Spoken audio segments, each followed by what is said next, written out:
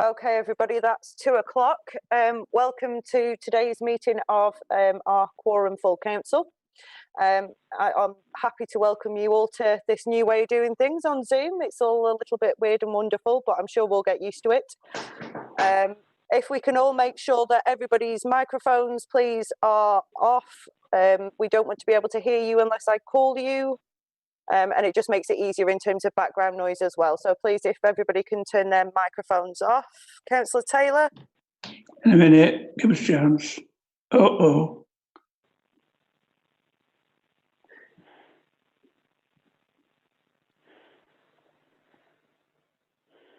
That's great, thank you.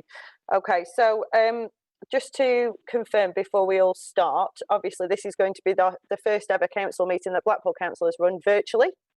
So we're all part of that historic moment in time. Obviously, welcome to anybody that is watching on either the website or is listening to audio. And for the purposes of the record, I just need to go through the register of everybody that is here. So if when I call your name out, if you can just say that you are here and confirm that you can all see and hear us, that would be really helpful. So first of all, Councillor Blackburn. Yes, present and can hear and see everybody, Lady Mayor. Thank you. Thank you. Councillor Campbell. Present, can hear and see everyone. Thank you, Lady Mayor. Thank you. Councillor Lynn Williams.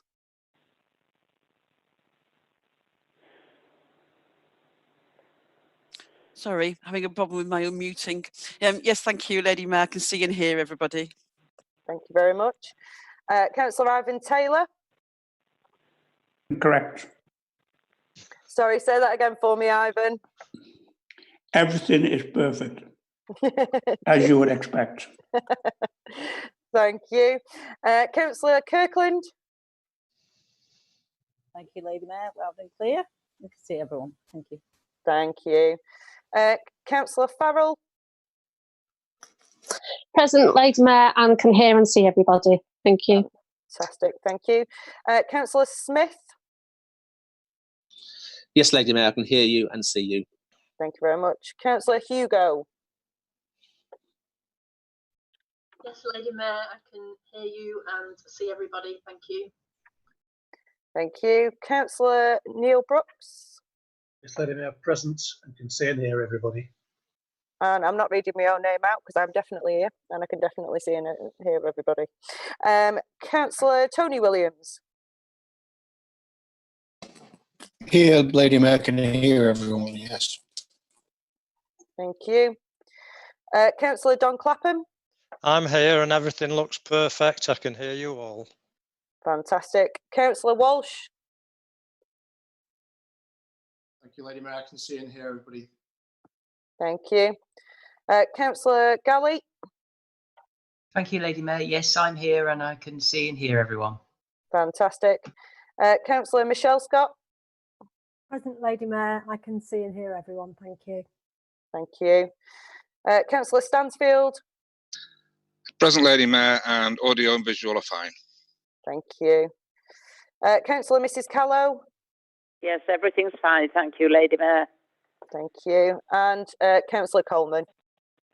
Good afternoon, Lady Mayor. Everything's working fine. Thank you. Fantastic, wonderful. So we're all present and correct. So for today's council meeting, obviously this is going to be a little bit different. We're going to be in a position where some of the rules may change. So just to run through some of those quickly for everybody watching and taking part. Again, please keep all your microphones muted. Please do indicate if you wish to speak. I will call you to speak and then you can speak. Councillor Mrs. Callow, if you wish to speak on any debates, I will call you specifically at the end of the debate when I've called everybody else, if you wish to speak, okay? Right, that's fine, thank you. All right, brilliant. So as normal, I'll introduce the item. I will ask for the proposer to move the motion. I will then ask the seconder to speak. It will be opened up for debate as usual with those rules in place. When you invite councillors to speak, please remember to unmute your microphone because it's very difficult for us to hear you if you are on mute for obvious reasons. When it comes to the vote, I will ask you to raise your hands when we are voting. Obviously, Councillor Mrs. Callow, we can't see you, so I will ask you at the end of that vote to indicate which way you are voting for me, okay? Thank you. Brilliant. That's wonderful. Okay, so the first item is changes to meeting procedures. It's on pages 1 to 4 of your agenda. Councillor Blackburn, I believe you are to move this. Yes, thank you very much, Lady Mayor. Just before I formally move the motion, can I thank everybody who's participating in the meeting. It's not been easy for any of us over the past 6 or 8 weeks to come to terms with so many different forms of new technology. But particularly, I want to thank Yvonne, Lorraine, Mark, and everybody in IT and our sort of audiovisual departments and specialists who've made this possible. Because I think if you'd have asked me a couple of months ago whether or not I thought this was a viable proposition, I would have absolutely have said not.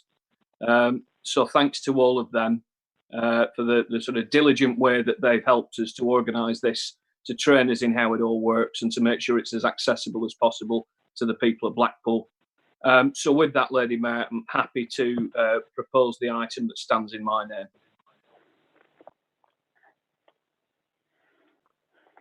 Okay, just for people watching, Councillor Blackburn, is it possible for you to read out 2.1, 2.2 and 2.3, just so, because obviously the general populace won't have the agenda or any reference to that? Absolutely, Lady Mayor. Forgive me for reading from a separate electronic device. The recommendations are as follows. 2.1, to endorse the approach that where necessary, full council meetings and committee meetings will be held remotely whilst restrictions relating to the COVID-19 pandemic are in place.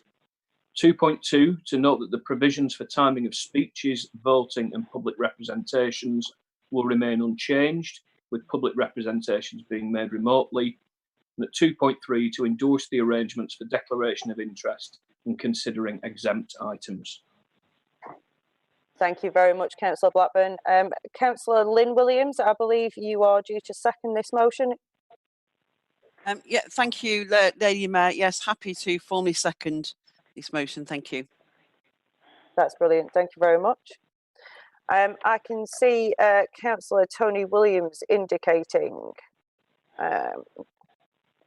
Thank you, Lady Mayor. I was just going to propose and second it before Councillor Williams did.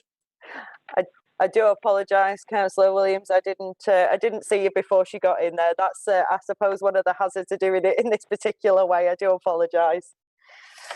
Okie doke. So just to remind people that the ordinary rules apply here, which means that there's 5 minutes for the mover to speak in all of these cases. So obviously we've not needed that at this particular juncture, but if we do go on to any other items that do require the leader to move or anybody else to move a motion, it's and then it's 3 minutes for the seconder to speak.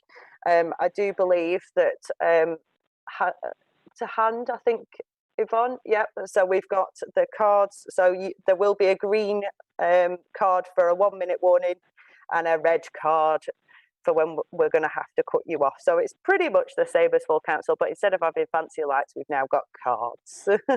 So some things have gone into modern technology and some things have gone into reverse, but hey ho, there we are. Okay, so in terms of item 1, the changes to the meeting procedures, we've had a proposal, we've had a seconder. I'm quite happy to move to any debate. Is anybody wanting to indicate and debate on this particular issue? I'm not seeing any hands. In which case, Councillor Mrs. Callow, have you got anything to add? No, nothing, thank you. Thank you very much. Okay. Obviously, Councillor Blackburn has right to reply. Nothing further to add, Lady Mayor. Okay, thank you very much. So in which case we will move to the vote. All those in favour, please show hands. Please make sure we can see those hands.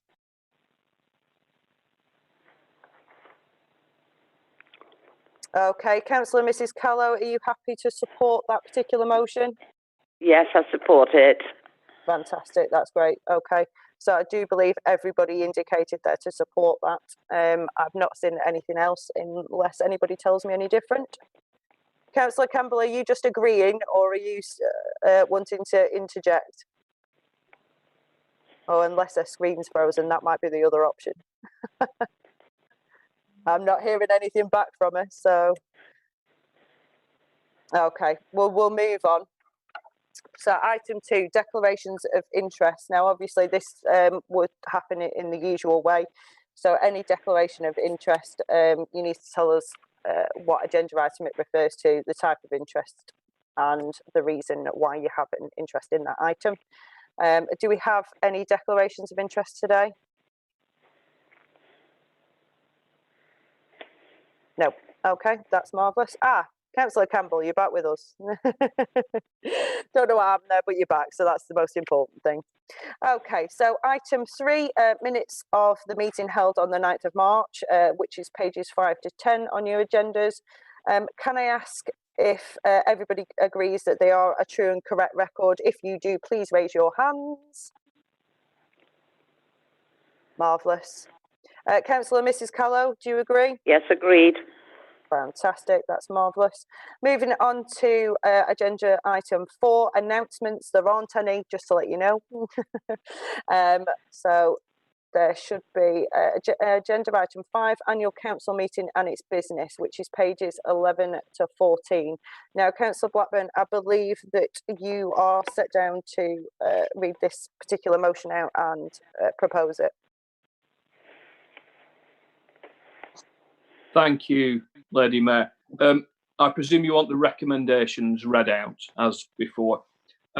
Just before I do that, could I thank all of my colleagues in the Labour group, but also the leaders of, and indeed members of other parties on the council.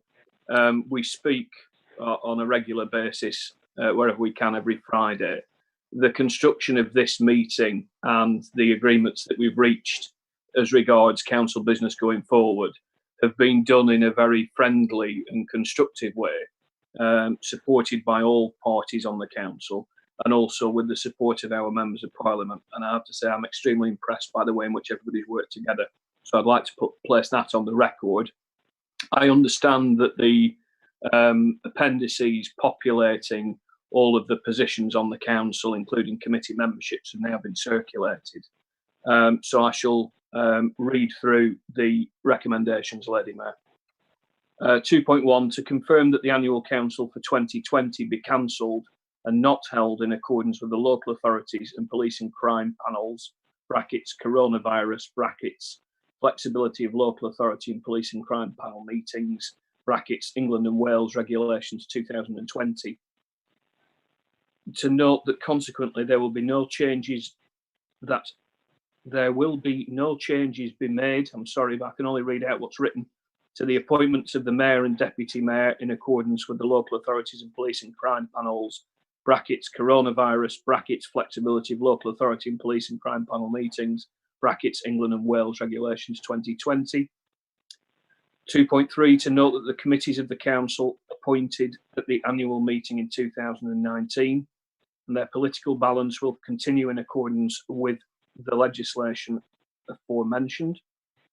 2.4, to agree to the current memberships of the committees of the council and their chairs and vice chairs, subject to any changes set out in Appendix 5A, and that delegated authority is given to the committees themselves to determine changes to chairs and vice chairs should the need arise for change during the year. 2.5, to agree that any membership changes to committees or subcommittees during the course of the municipal year be reported to the Director of Governance and Partnerships by the relevant group leader for implementation. With that, Lady Mayor, I move the item that stands in my name. Okay, thank you, Councillor Blackburn. There's just an added part of the item. I don't know whether you've been sent it or not, so I'm just going to read it out, which is to note that the Deputy Mayor will be appointed to the Executive following this meeting and therefore in accordance with Section 5 of the Local Government Act 1972. He has stood down from his position as Deputy Mayor. Council will be asked to consider a replacement at its next meeting. So, and I can confirm that I have asked a particular person to take on that role and they have accepted. So we will make sure we get that through at the next meeting, which I believe will be in July. Okay, that's great. Thank you very much, Councillor Blackburn. Moving on to Councillor Lynn Williams. I believe you're going to second this particular motion. Yes, thank you. Happy to second this. Thank you, Lady Mayor.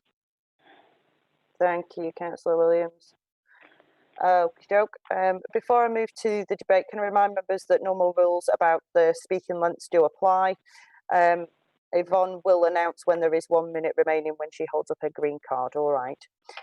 So are any members wishing to debate that particular item? If you are, okay, I've got Councillor Tony Williams.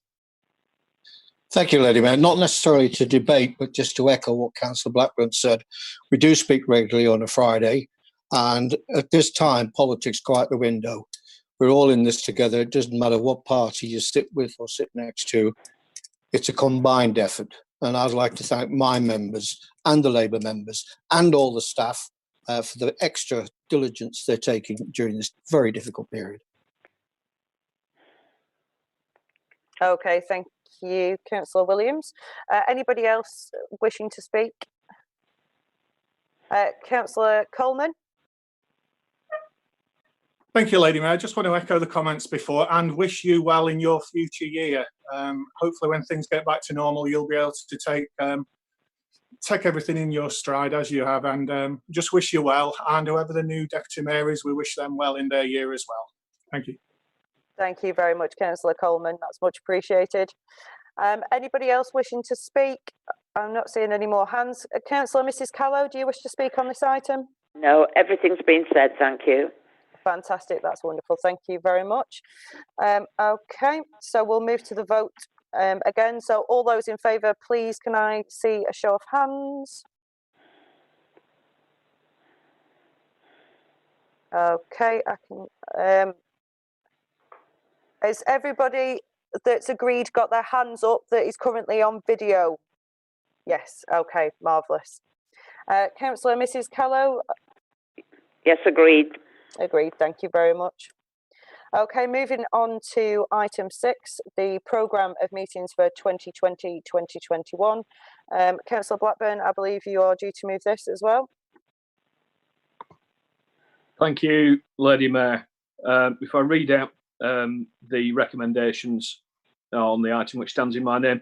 2.1, to approve the calendar of meetings for 2020/2021 as attached at Appendix 6A.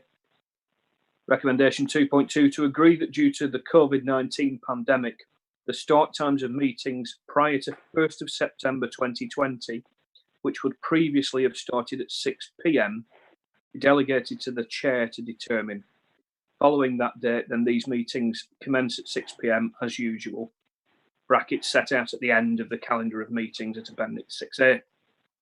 Recommendation 2.3, to agree that if a plan or strategy which is normally approved by council is due to expire before the next council meeting is held, then the chief executive be authorised to extend the end date following consultation with the 4 group leaders. Recommendation 2.4, to approve the extension of the dispensation of the 6-month consecutive period for Councillor Mrs. Henderson with regard to her non-attendance at a council-related meeting, up to and including the annual council meeting of 2021. This dispensation also to apply to all other councillors up to the annual meeting of 2021, on the basis that there has, since the pandemic started, and will be in the immediate future, fewer formal council-related meetings to attend as a result of the pandemic or the effects of it, and members may inadvertently breach the non-attendance rule. With that, Lady Mayor, happy to move the item which stands in my name on the order paper. Thank you very much, Councillor Blackburn. Okay, so for a seconder, I believe Councillor Lynn Williams.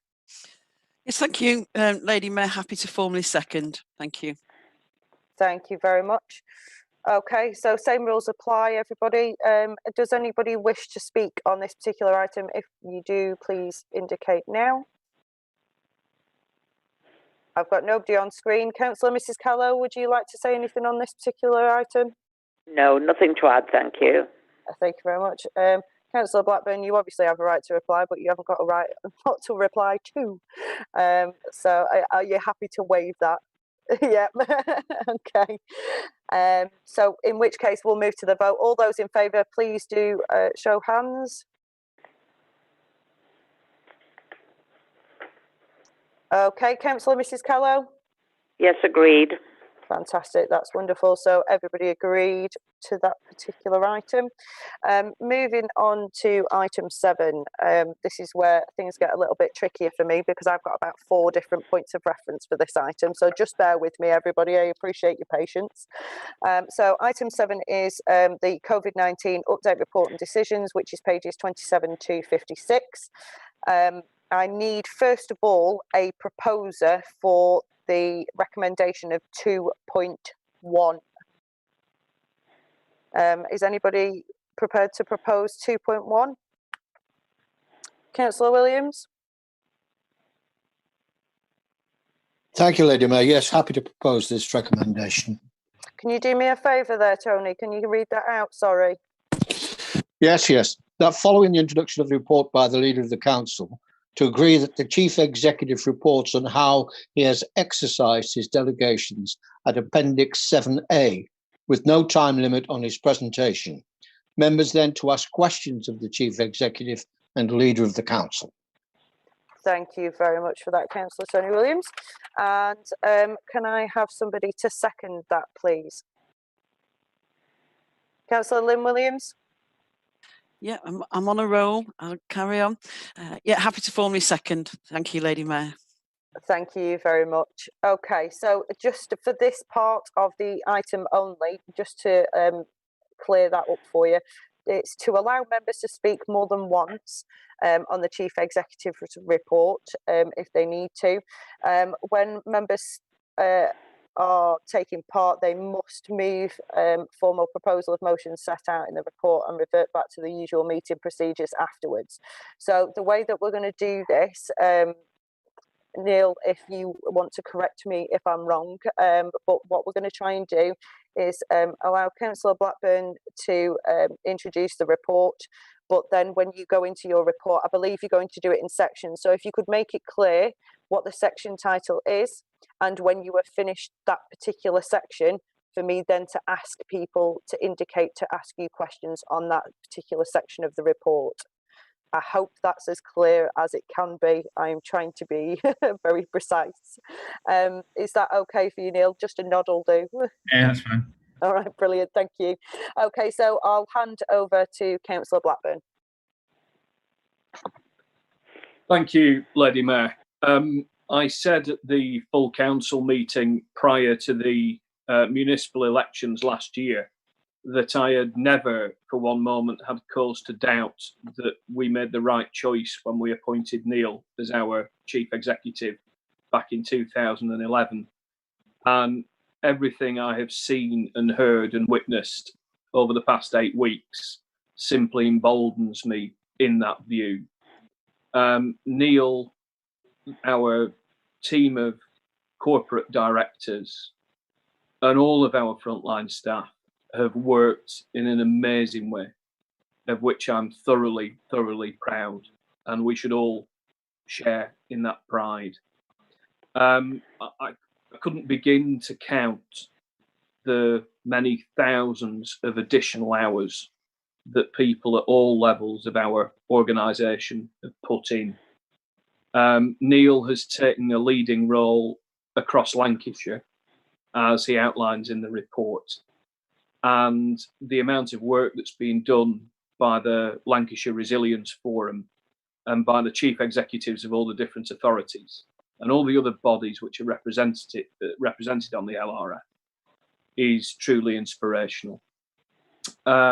We owe them and all of the staff in all of the local authorities, the police, fire and rescue service, the ambulance service, community organisations that have stepped up, and all the council staff across the county, an enormous debt of gratitude. Because the number of, we all have, I was having a conference call with other council leaders this morning, We all have emergency plans. All council leaders and chief executives have approved emergency plans. We revisit them regularly. We update them. We all have business continuity plans, which are approved and updated and revised. But I don't think any of us had ever envisaged a situation quite like the one that we're facing now. And it has been a real test of personal and organisational resilience to make sure that we have got as far as we've got. We are very much in the hands of the scientists at Public Health England and the Department of Health, and in the hands of civil servants and ministers in Westminster and Whitehall. And we've all, I'm sure, heard the Prime Minister's announcement last night, and we've all followed interpretations and explanations of that advice this morning. And that's not always easy to do, because there are so many areas which can't possibly be covered in one speech from one minister or one briefing from one civil servant. And I have found that the government have been very open to that they understand that when a scheme is announced, that scheme, whatever it's intending to do, can only foresee 95% of the issues and 95% of the actors in any one situation. And we found through our networks, the government, members of parliament, very sympathetic to the council highlighting areas that are areas of unmet need, where inadvertently government policies and statements and special funds haven't covered them. And it's down to grassroots work by our directors, by our staff and by our volunteers that we've been able to identify those areas, feed that back up to the government and be able to access help and support. Different areas have very different needs. Steve Thompson had to point out to another chief finance officer the other day that adopting one approach to business support across Lancashire might seem like a good idea, but we weren't quite sure how many bed and breakfasts there were in Nelson. This is just an idea of the sort of challenge that you face working across an area such as ours. So I'm going to shut up at that point, Lady Mayor. I'm going to let Neil take us through the report. I just want to say that earlier last week I was able to, in a socially distant manner, visit staff at the sports centre. I know you yourself have been out and met with employees, and it was incredible to see people who are normally swimming tutors or gym instructors organising the putting together, distribution and delivery of food parcels. The way, and that's just one example. I visited the crematorium, visited the Blackpool Centre for Independent Living, and to hear how council officers are working with more than 70 care homes across Blackpool to make sure that their staff have the correct PPE and to make sure that everybody's exchanging information and best practice has been absolutely phenomenal. So with that, and with my thanks, and I'm sure the thanks of everybody else on this call, to Neil and to all of his colleagues, I hand over now to Neil to introduce each section of the report individually. I am, of course, happy to answer any questions that people would care to put my way. Thank you, Lady Mayor. Thank you, Councillor Blackburn. Okay, Neil, if we can hand over to you to do, as we stated before, that would be really helpful. Okay, well, I'll go through each section as we go, and the first one is just really the introduction, which follows on from some of the comments that Simon's already made about the significance of the changes that we've had on a regular basis. It's not just that the current COVID crisis has led to lots of new policies, but it's the speed that we've had to implement them that's been the really challenging thing. And to make sure that through whatever we do, our first thought is to protect our most vulnerable citizens and also to make sure our staff are in a safe environment. So having to do that with a big lead-in period of months, it would be one kind of challenge, but having to do it when we got an announcement on one Monday evening at 5 o'clock that the lockdown started tomorrow was a bit more of a challenge, and certainly not an easy one at that time. But I think that's going back to a few of my own thank yous. When you're going through the report, you can see the kind of imagination, commitment, dedication that we've seen throughout our staff and from our partners. So whenever there's been a challenge, it's not been a case of, oh, what we're going to do now, it's they've just solved it. So there's been quite a few national policies which have been quite a challenge to implement, whether that's been school meal vouchers after the schools closed, whether that was some of the shielding work that's happened as well. But each time when the challenge has dropped onto our staff, they've just solved the problem as best they can for the residents that was on the telephone or that they were dealing with. They haven't sought to pass that on to anybody else, they've sought to solve it. And that sort of joint working across all of our services. So that's our first job, was to get the hospitals emptied out to make sure they had the capacity to address the most fundamental issues that the health service was facing in terms of the capacity there.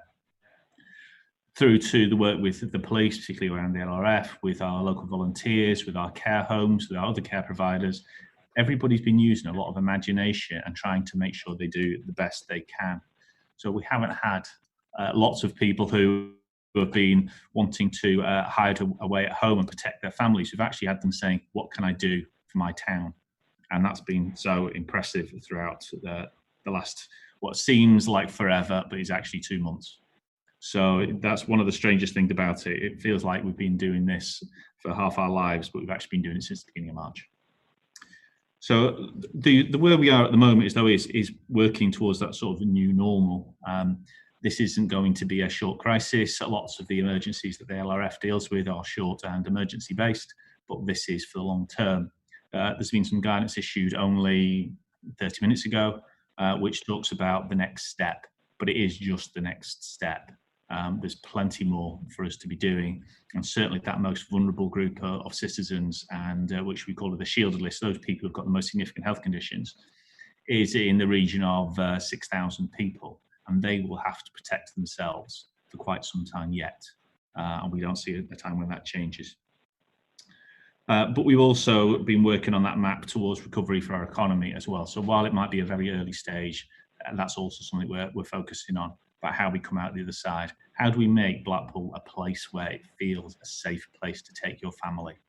So while it might be a long time before we're back to the normal as we saw it last summer, there will be ways which we can open up our economy. We need to do it in a way that makes people confident. So safe for their families, safe for their staff, safe for everybody. And the last thing to mention as well is in terms of the wider sort of support, the weekly meetings we've been having with all of the group leaders and our 2 MPs have been really helpful in terms of making sure that we've got that kind of support across the town in all the different things we're doing. We're acting fast, we'll make some mistakes, but we're not in a place where people can trip anybody up. It's actually about that support. So we've been getting that from all across the political spectrum. We've had it from both our MPs and they've all been brilliant. And I think that's a big thank you to you all who've been involved in that. We can't stick our neck out. There's somebody waiting there with an axe. So I think that's where those sort of quick decisions will lead to some trip ups, but we won't trip up that many times when we've got a good support network around us. So I don't think there's anything else to add in that introduction. If there's any questions at that point. Okay, thank you, Neil. Has anybody got any questions for Neil specifically based on that part of his report? No, brilliant. Okay, moving on, Neil. Okay, the next section is around sort of a public health overview, which just gives some of the background to the crisis and some of the key messages that were going out from the beginning. So none of that should come as any great surprise to anybody who's read the newspaper in the last 2 months. But the overall approach that we've been taking nationally is about protecting the most vulnerable, and then the isolation and the lockdown has been about making sure that we are limiting the spread of the virus. And while that will be continuing for quite some time, we've been using the different elements of the council to make sure that stays in place. Now, in some parts of the country, there's been a number of rule breakers. There's been more people who've been trying to open things, businesses when they shouldn't. But we haven't seen much need for that kind of enforcement. We've seen some very well behaved businesses, given how much impact it'll have on their livelihoods. So we've just been making sure we keep it on top of those things with our health team, as well as on public protection workers as well, keeping an eye across the whole town. So while there's been some localised issues around some antisocial behaviour, particularly around the beginning of the lockdown, really close working with the police and trying to address it at its earliest stages. In terms of the impact it's been having on health figures, we get regular updates on where we are. And in Lancashire, that curve, as everybody talks about, it has been flattening. But it's flattening. This isn't necessarily meaning that we're coming out the other side. I think you may have heard some of the figures about the reinfection rate. So this R0, but the lowest estimate is around London because they hit it first. So we're probably at a plateau rather than on the downward slope. But the impact of the lockdown has definitely been significant and prevented it from going any further. The main focal point, which we'll come to in some later bits of the report, though, is in those areas where there are some particular strong demand, and that's around care homes. So care homes are a controlled environment to a large degree, but you've got some very vulnerable people within it. So that is an area where there's been a lot of focus. I'll talk about it a little bit when we get to that bit of the report. But that focus is working from our public health team and within our social care team about supporting those residents, families, and the care providers themselves. We've been working as well with the wider public health community to make sure we are communicating clear messages around the importance of the lockdown and the importance of that social distancing. Because while there's been quite a few stories about positive developments with vaccines and treatments, it is an extremely early stage, and planning for a miracle cure would be a mistake. When things are more positive on that front, that will be helpful, but we need to be working on the basis that we don't know when there'll be a cure. So it's the rest of the year we need to be working on these kind of restrictions and making sure that everybody understands the importance of them and what they need to do to help. So, I mean, the last bit there does mention about lifting some restrictions. The guidance that's coming out right now talks about a time scale for that, about supporting more people back into work. It also talks about schools in June and a wider section of businesses in July. There's already quite a lot of businesses who have their staff in work and they're doing it safely. We are one of those. The police are one of those. Sainsbury's and all of that sort of side are one of those. So it's perfectly possible to manage these things safely. But that can only be done if you are properly planning for it. So while there may be some guidance around what should open now, we will need to help those businesses make sure they have good procedures in place to protect their customers and to protect their staff.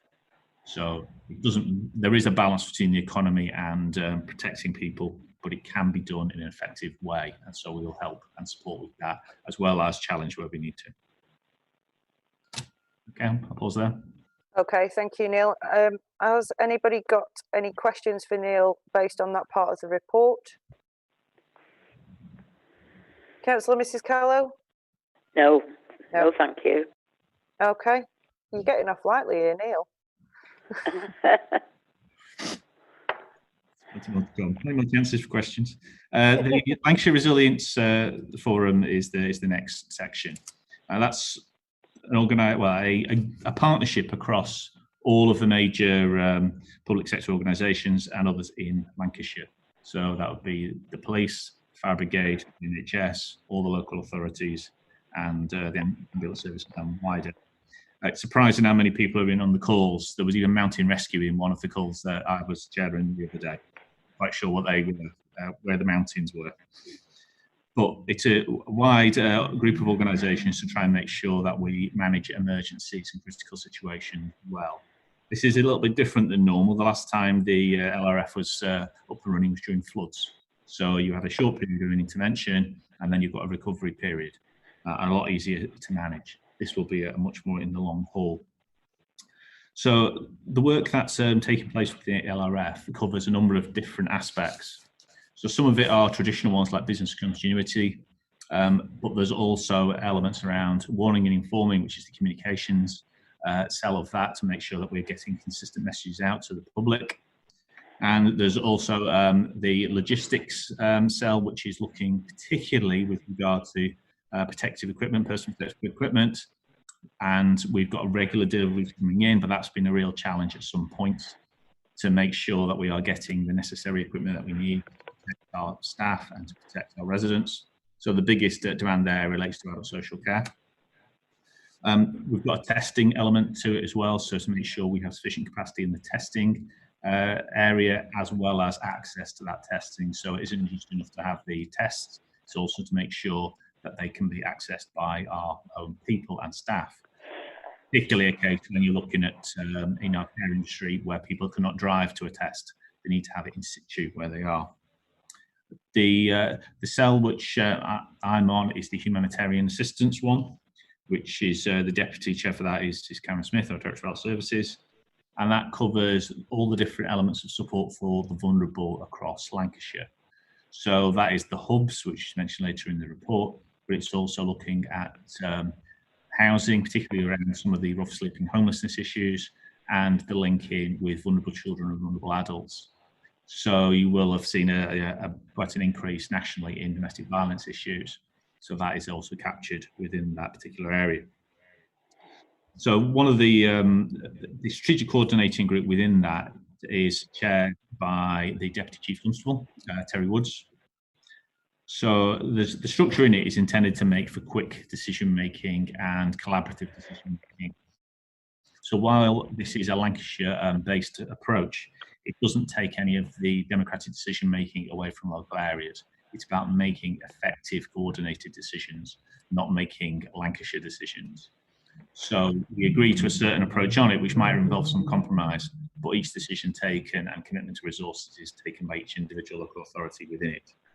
And we found the collaboration across all 15 local authorities as being superb. At the very beginning, when I was volunteered to do the humanitarian aspects, and then the challenge was set out about having 15 different local authorities have their own support arrangements, I did wonder how I'd got this, got volunteered for this particular task, because it's like herding mad cats. It's not like herding cats. But within 2 weeks from nowhere, we had hubs set up in every single area. Now, some areas had just come out of things like floods and what have you. In Lancaster, which straight out of the gate, and they were brilliant. A few others aren't used to emergencies, so they needed a bit of support and encouragement. But 2 weeks later, everybody had their phone numbers, everybody had their email addresses, everybody had their staff organised, everybody had made their connections through to the voluntary sector, and they were already at it. One of the challenges we've had there has been about providing information about this shielded list, these people with the significant health conditions. We didn't get that until 3 weeks in. So each area looked at the vulnerable people they already knew about and started making contact. So our key all the way along from the very beginning was, don't let perfect be the enemy of good. So everybody just cracked on with it. So the joint work in there has been superb. The support that we've had in REF for within this particular cell has been from the police, from the fire brigade, and from a variety of other sources to try and make sure that we're on top of it, and they've all been excellent. The other element, which I haven't mentioned yet in terms of the work from the LRF, is around the mortality planning that's referred to here. There's been a few terms used in it, and within that group, we've Jocelyn Greenaway, who leads it for us, has been involved in making sure that's well planned. So there's two elements for that. You may have seen the temporary mortuary that's been put in place in Wharton. That hasn't been needed, and touch wood, it isn't. We have sufficient capacity within all of the mortuaries across the whole of Lancashire, which hasn't required it yet, so it has not been stepped up. And one of the other areas they've had to work very closely with is around planning of funerals and a consistent message about funerals, because unfortunately there's been had to be limits on numbers at funerals in order to maintain safety. So those discussions with funeral directors had to be very delicate, because people are not able to say goodbye to their loved ones in the way they wanted to. But there is no other option at the moment. We're not seeing a short-term measure which we could then wait out. So the work with the funeral directors has been essential, and it's also crossed many faiths and no faiths as well, to make sure that it fits in with all of those different requirements, and that we can make the best of it within each faith group. We've also seen lots of people volunteer to get involved. So within a sort of senior level, there's probably nobody on the directors who aren't involved somewhere in the LRF. But we've also had plenty of people volunteer to do whatever has been necessary. for them. So there's been yeah, certainly that dedication to public service has been absolutely amazing. And I don't think there's anything else to add at the LRF. At the moment, the next stage we're in is kind of phase 2. We're currently looking at stepping into that.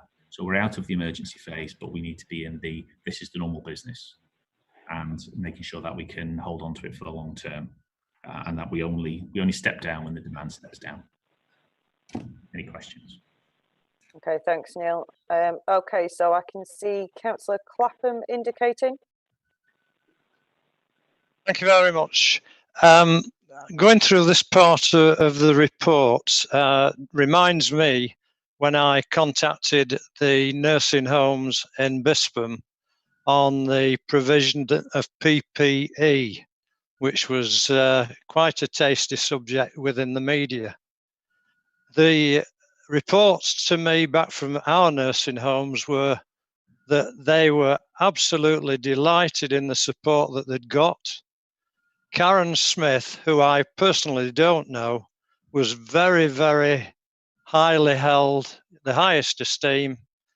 They couldn't speak too highly of the work that she'd done with the nursing homes. And I'd just like to thank her for what she's done and her team. I think Blackpool stood out above everyone in Lancashire in terms of protecting their workers in the homes. Thank you very much. Thank you, Councillor Clapham. I've got Councillor Tony Williams. Thank you, Lady Mayor. Just echoing what Councillor Clapham said, I had a problem at one of the nursing homes in my area, and virtually within speaking to Karen, about an hour later, the manageress of the nursing home got a response, got a visit, and it was sorted. So I echo that. Well done, Karen, for what you're doing. Thank you, Councillor Williams. Anybody want to ask any questions of Neil on this part of the report? Anybody else? Councillor Mrs. Callow? No, thank you. Okay. If you could move on then, Neil. Okay. The next section of the report relates to changes to services and how we've been doing our communication. There's a long list within it of all the service changes that we've done. And again, that was something which initial guidance came out about how we ought to consider looking at our services, so whether that was leisure centres, parks or whatever. And that shifted dramatically within the space of a week. So we went from closing down some of our operations to basically having nothing that was customer facing in no time at all.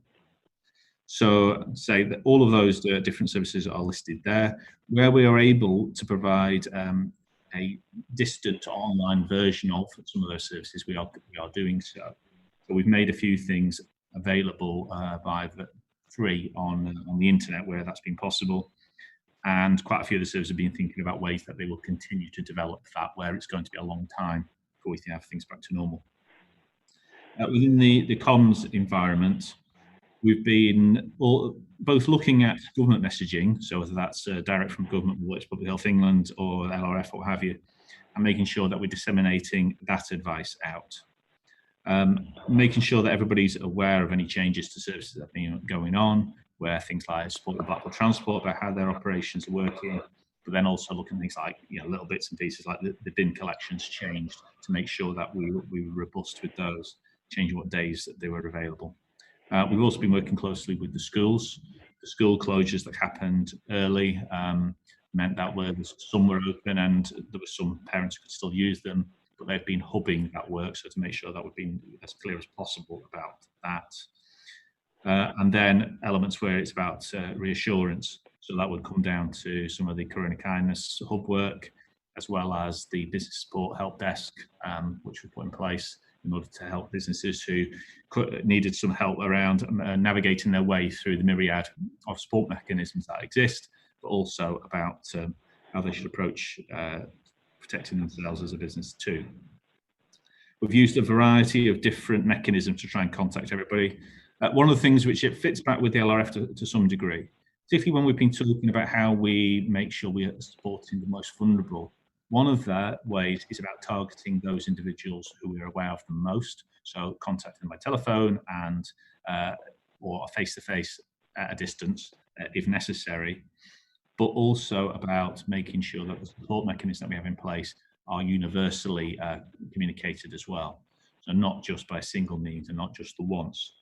So we've been using public service broadcasting on Radio Wave in a more traditional way. There's also regular updates on things like Radio Lancashire, but we've also been using social media for the more internet savvy, as well as digital screens, other outdoor advertising, using the Blackpool Transport as well, the other emails and what have you. And we've had quite a few positive news stories in the traditional media. So I've been on ITV and BBC. And we put tags on every single one of our bins so people are aware of the contact information they will have. We've also been doing quite a lot in terms of communicating with our staff to make sure they understand what's happening, because obviously that's changed very quickly.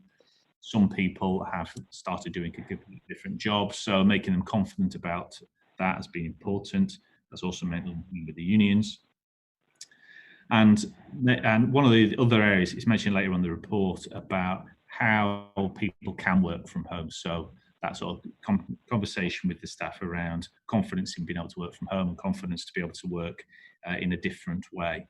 So that's been linked in with our HR service as well.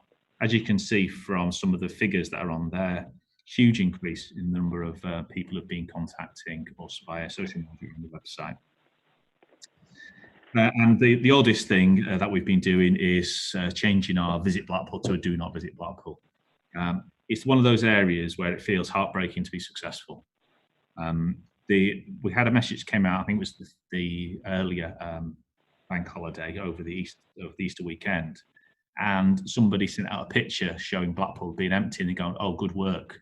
And it almost made you a tear in your eye. I think, Blackpool during the blazing sunshine and Easter weekend, and it's empty.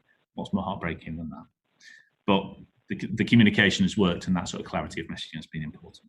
So, any questions?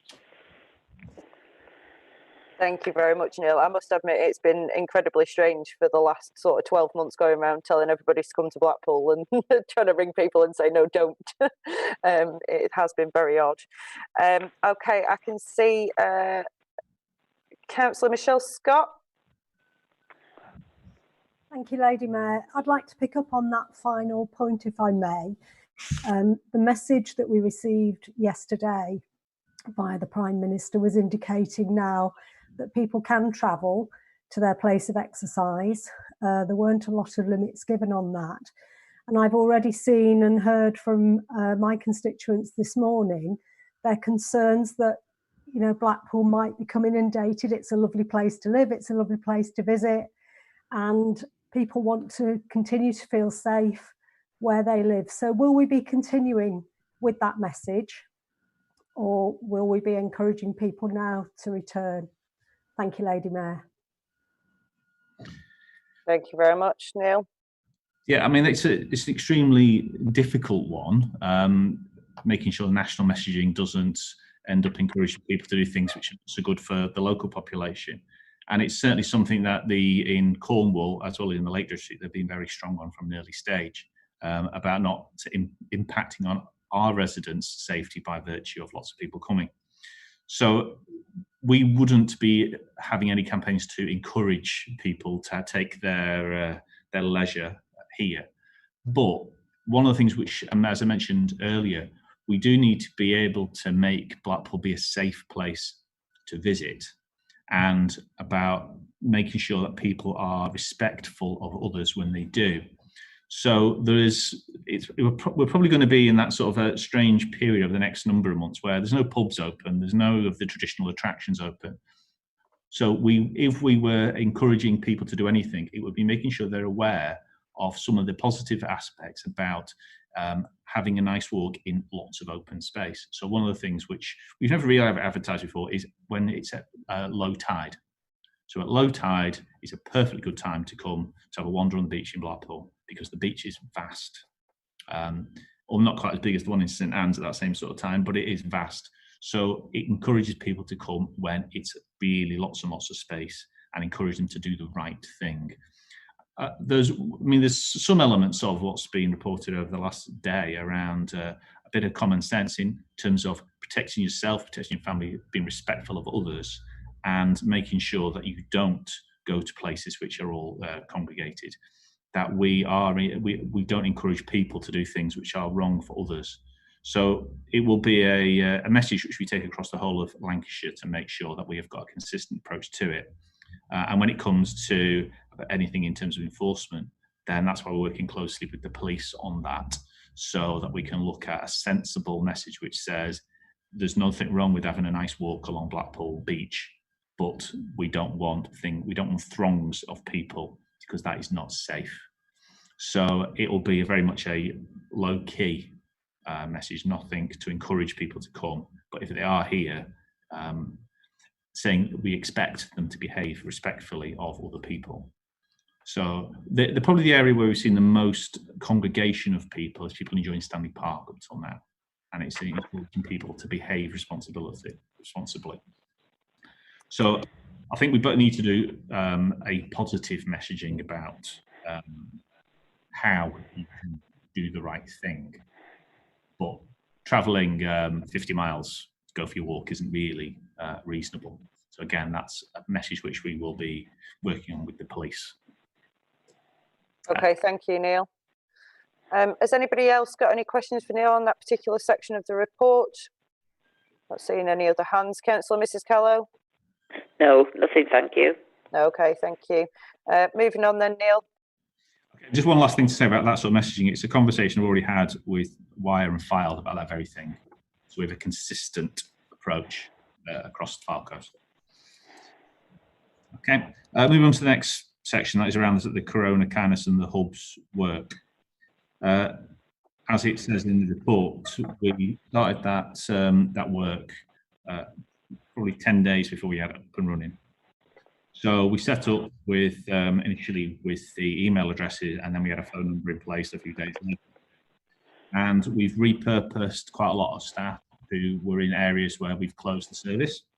So particularly around leisure services and some of the corporate services, as well as quite a lot of the public health team, to organise and coordinate all of that.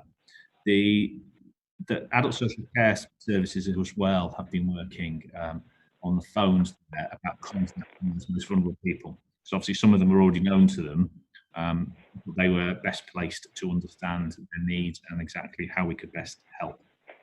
So it gives some idea of the volume of requests and calls that we've been getting there, and we've got a significant number of lines available to do that. We've been answering all of those calls. The service operates every day, though the calls go to Vitaline at the weekend. We see most of our demand on a Monday, but we try to plan it out, so when people are in contact with us, we make our contact back. Obviously, the Lady Mayor has been one of those volunteers getting out and about. So there's a number of different elements to that demand. For some people, they just couldn't go out to go and get their shopping, as simple as that, and being able to help them make contact with those who will do deliveries. Some of them, they've not been able to access the online delivery services of the major supermarkets, which is still a challenge when that is being prioritised for that shielded list I mentioned, which amounts to 1.5 million people nationally. So that's been prioritised as far as the government's concerned to those lists. But there's been some really imaginative work from our local private sector. Both Tony Banks, who's created a new scheme, as well as Spencer Gibbons and his family, who've been delivering meals from the capacity that they couldn't use because they provide day services for us. So there's also been lots of elements which are more to do with people's mental well-being than anything else.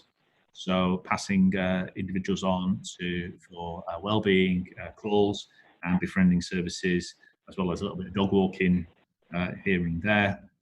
And we've also been working with the food banks about making sure those who aren't able to access food or able to pay for it are still within food.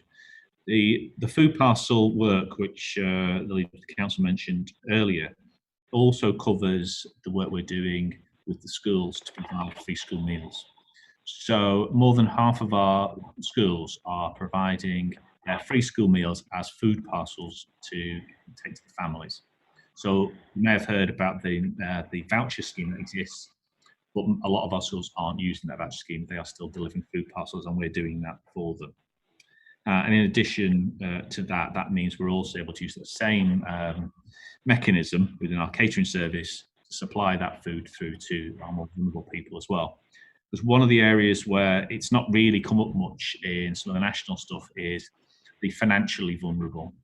So in that first period where a lot of people who would have been going into work in Blackpool they weren't eligible for the furloughing scheme, and they hadn't actually gone into employment yet. So they were then on universal credit, and in that first week, demand went up by 9 times.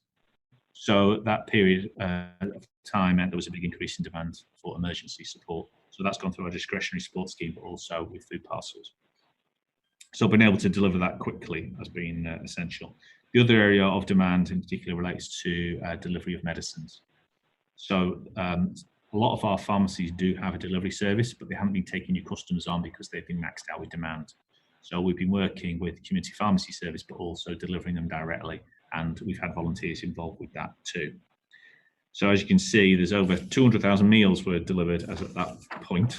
I mean, looking at what our demand was in last week, we received 350 phone calls last week and 495 emails. That 500 food parcels were delivered last week, and in addition, there was also in total, another 1,400 parcels have been provided through our catering service as well. So lots of demand going on within that area, and we, in terms of that first list we had of 4,500 extremely vulnerable people, that skilled list, we'd contacted 98% of them. The few remaining ones we're working with the police in terms of tracking them down because they don't appear to be where they were supposed to be. And that's an ongoing piece of work there, but it's been quite an amazing piece of work from all of the services involved. People just turning their hands to something new and problem solving, and doing whatever they need to do. Those hubs are led by different groups. So there's a big one at Stanley Park, which is council led. There's one operating up in Anchor's Home that's the Spence Gibbons and family operating from Warren Manor, as well as the Boys and Girls Club, the Magic Club, and there's one I've missed. Empowerment. Across the whole town. So it's definitely been one of those occasions where people have just stood up and been counted. That's all there. Okay, thank you, Neil. Has anybody got any questions for Neil on that? Councillor Walsh first, please. Thank you, Lady Mayor. Neil, it's just a quick question on relationship to third-party soup kitchen providers in Blackpool for the vulnerable people. Are there any plans to lift vulnerable people accessing food banks, or are they still only allowed to do delivery service? Thank you, Lady Mayor. I think with any area which encourages people to congregate at the moment, we are discouraging. So as the new guidance comes out in some detail, that will allow us to reconsider each step of the way about the best way to do it. I mean, the housing bit is slightly further on, but one of the things which we are absolutely going to take advantage of is we've got everybody who was on the street into a bed. Let's not lose that opportunity to engage with them. So there's more later on about the health services, the mental health services, drug and alcohol treatment, as well as a variety of the police and a variety of other agencies involved alongside the voluntary sector there. So I mean, it's a challenging group of people in terms of that sort of an element of chaos in their lives. But this is a really good chance for us to try and hold on to each other and really make a big difference. So it's never let a good crisis go unused, but there's some real opportunities there for us to take advantage of the connections made, and it would be a terrible shame if we didn't make them. So we'll have to just go step by step about how we manage congregation of people. We're trying to keep people separate at the moment, particularly people whose health makes them more vulnerable. And that certainly is a group whose health makes them more vulnerable from coming together. Okay, thank you, Neil. I saw an indication from Councillor Galley, I think. Brilliant. Thank you, Lady Mayor. Just working on the unmute button. Thank you, Chief. I picked up on your term opportunities, and in terms of the work that you've mentioned that the different departments have all put in terms of the creation and maintenance of the different hubs, will we be doing a review of how we can maintain that real positive energy that's been created, the dynamism that exists between the different departments and how they work so effectively and so efficiently, to when we go back to some kind of normal in both phase 2 or phase 3, whatever we're going to term it as, that we can take the best of the new working model and create something that it works both in a way that ties in both the third sector, our new different ways that we work together in a really positive, constructive way that delivers a lot more for the town. Absolutely. When we've seen some of this change way of working, it's not just been from bringing services together in a different way and then problem solving in a really imaginative way. And it's all been about doing the right thing. But that close cooperation across the private sector, across the voluntary sector and the volunteers, charitable sector and what have you, has been part of that imagination. No, we won't lose it. There's some of the people have become engaged with services or engaged with helping others, won't want to lose that either. So we will leave an element of infrastructure in place going forward to make sure that we keep all the best of it. And there's already work on lessons learned going on now. And that's something we're also making sure happens across the whole of Lancashire. Some of that collaboration that's gone on, I mean, we're doing quite a lot with both Fylde and Wyre locally here. Then we need to keep hold of that. Some relationships being built between agencies, between groups of people and communities, which it would be a crying shame to lose. So this is actually the building blocks that we will be working from and the base that we'll be working from into the future. There'll be obviously be less resource available for this, but yeah, it's an opportunity as well. And as you say, to think differently.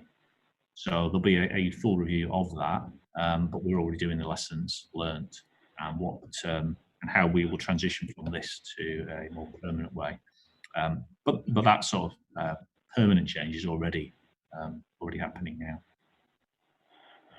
Okay, that's great, Neil. Thank you for that. Any other questions for Neil on that particular section? Mrs. Callow? No, thank you. Thank you. Okay, we'll move on then, Neil. Okay, the next section is adult social care. And I mean, it's already been mentioned around Karen Smith. If it was, I don't want to single any area out because it's not really fair in this sort of situation. But if I had to, I will. Karen and her team have been amazing.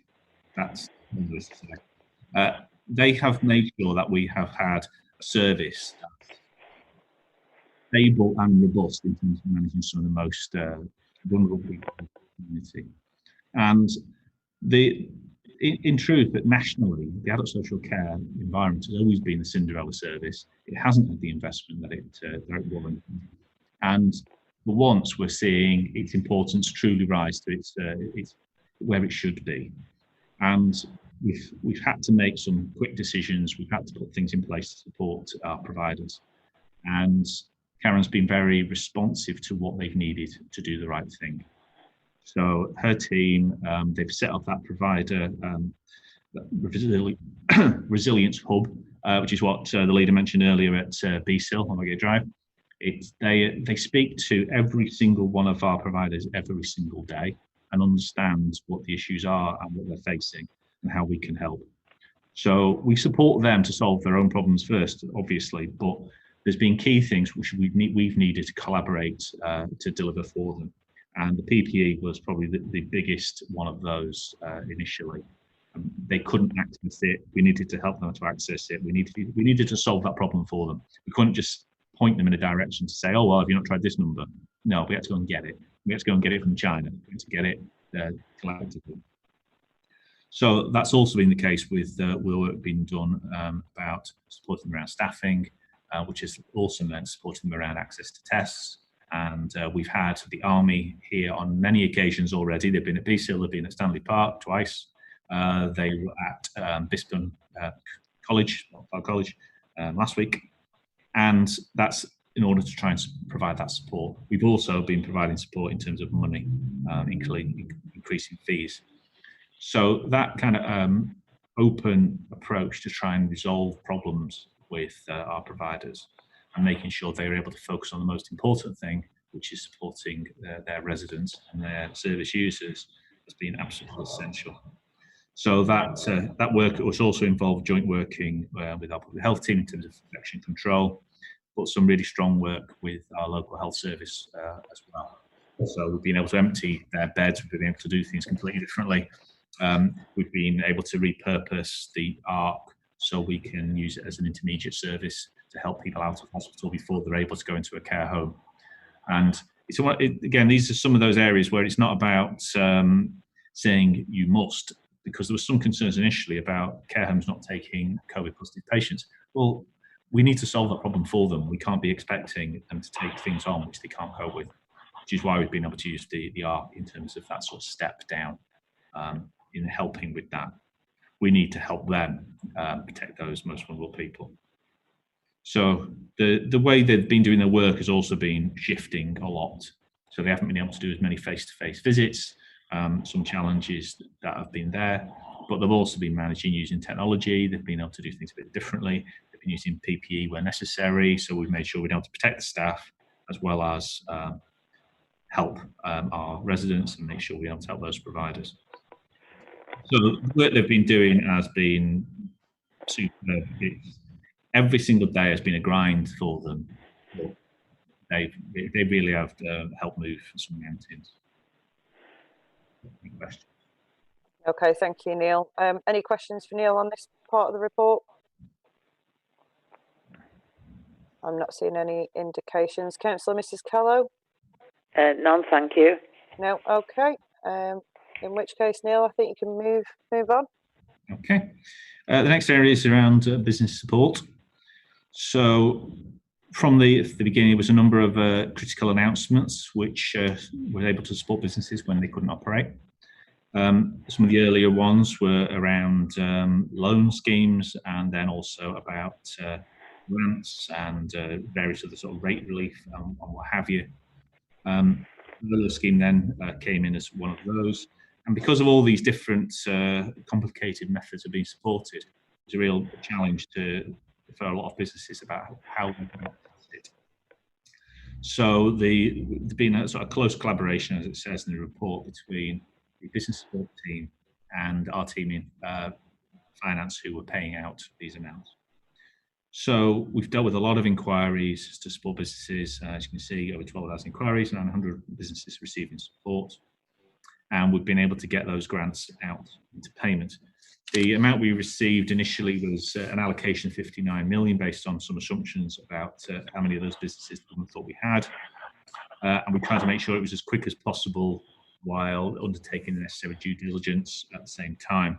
As of the 22nd, you've got figures there of £33 million paid out to 200,883 businesses.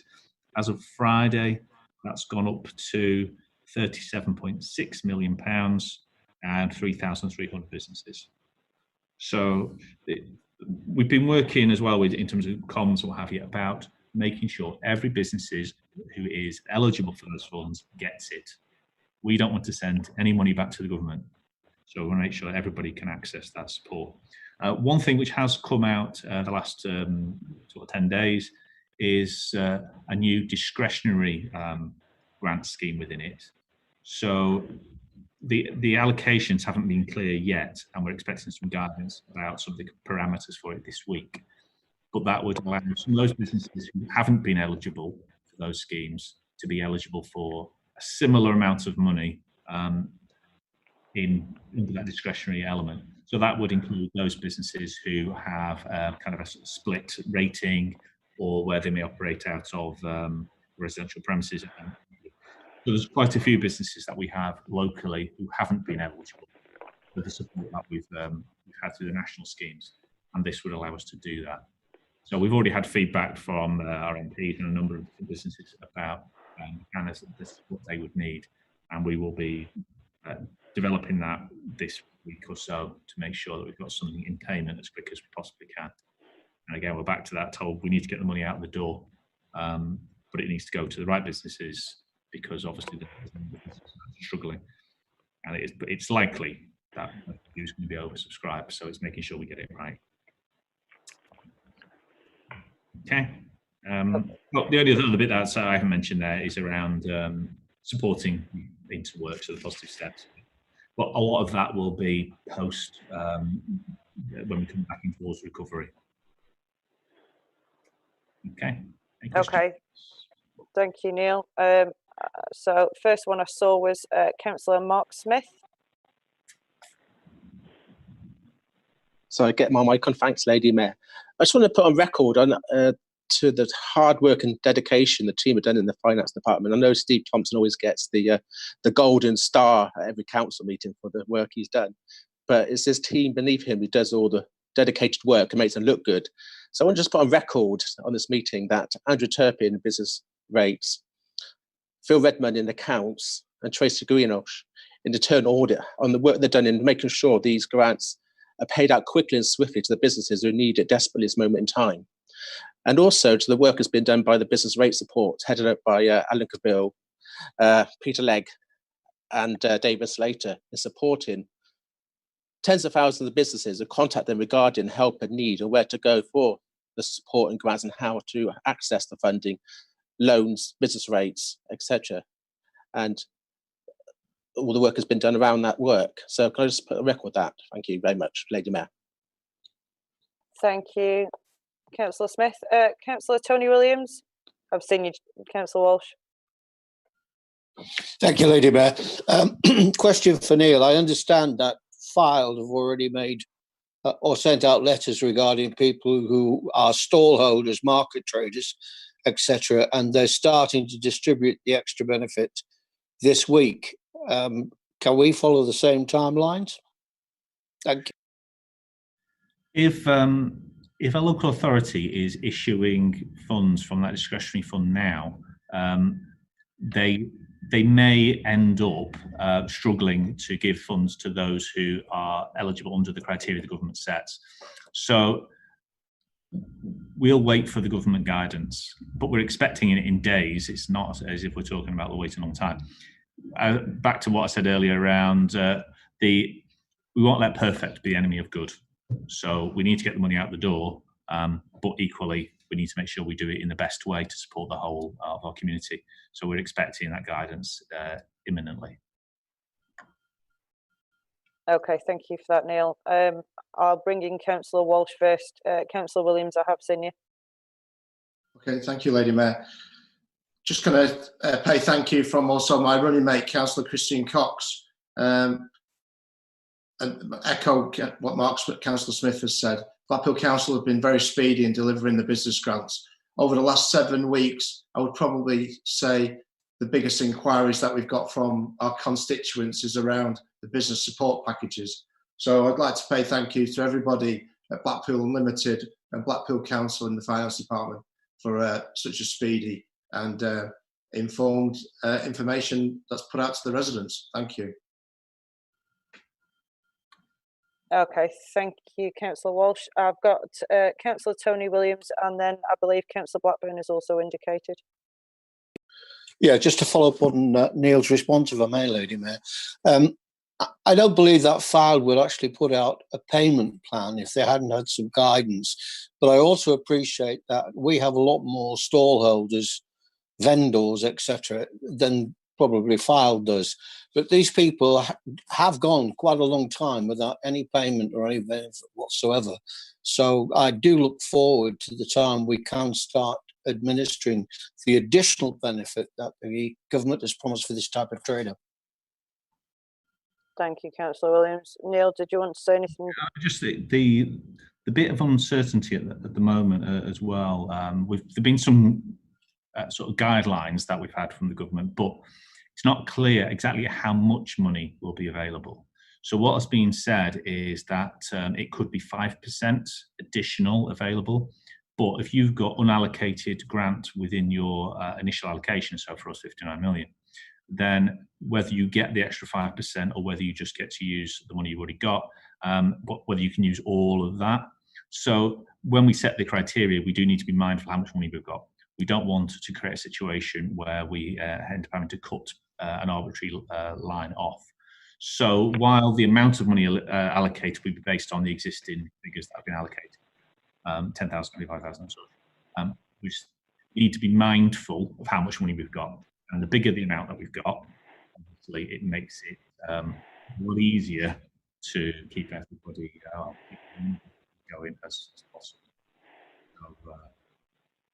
So, okay, so but we'll be doing it speedily. All right, thank you, Neil. Councillor Blackburn. Thank you, Lady Mayor. The Chief Executive has just picked up most of what I was going to say, but it is important to emphasise that 10 days ago, the Secretary of State made this announcement about additional funding being made available. The guidance has not been issued to local authorities at this time, nor have final allocations been announced. So let us assume that we understand the Secretary of State's announcement to mean that we have an additional 5% of the £59 million that was made available to us in business grants. That means in the region of 2.96 million, if that's right. Now, if we're to help businesses, for instance, to the tune of £10,000 each, then that means we can only help 296 businesses. If you place another interpretation upon what the Secretary of State said, and we can spend up to the maximum allocation, so the underspend of the existing 59 million, then we could help many more businesses than that. If we were to make the wrong call now and start panicking and putting money out of the doors before the guidance has come out, that is potentially money that the Blackpool Council taxpayer is liable for. So if local authorities have started distributing that fund in advance of being told A, how much it is, or B, what the guidance is, that would be seriously, seriously unwise. I'd just finally say on that particular point, the only reason this fund exists in the first place is because people like Steve Thompson, chief finance officers from local authorities up and down the country, have worked together across their resilience forums and have worked together with the LGA to make the case to government that they have inadvertently overlooked a certain number and type of businesses and that we needed the flexibility to deal with that. Now, the government have responded to that. They've made an announcement, but until that guidance comes out, it will be very, very risky in the extreme to hand out money before we know how much we're getting or what the guidance is around it.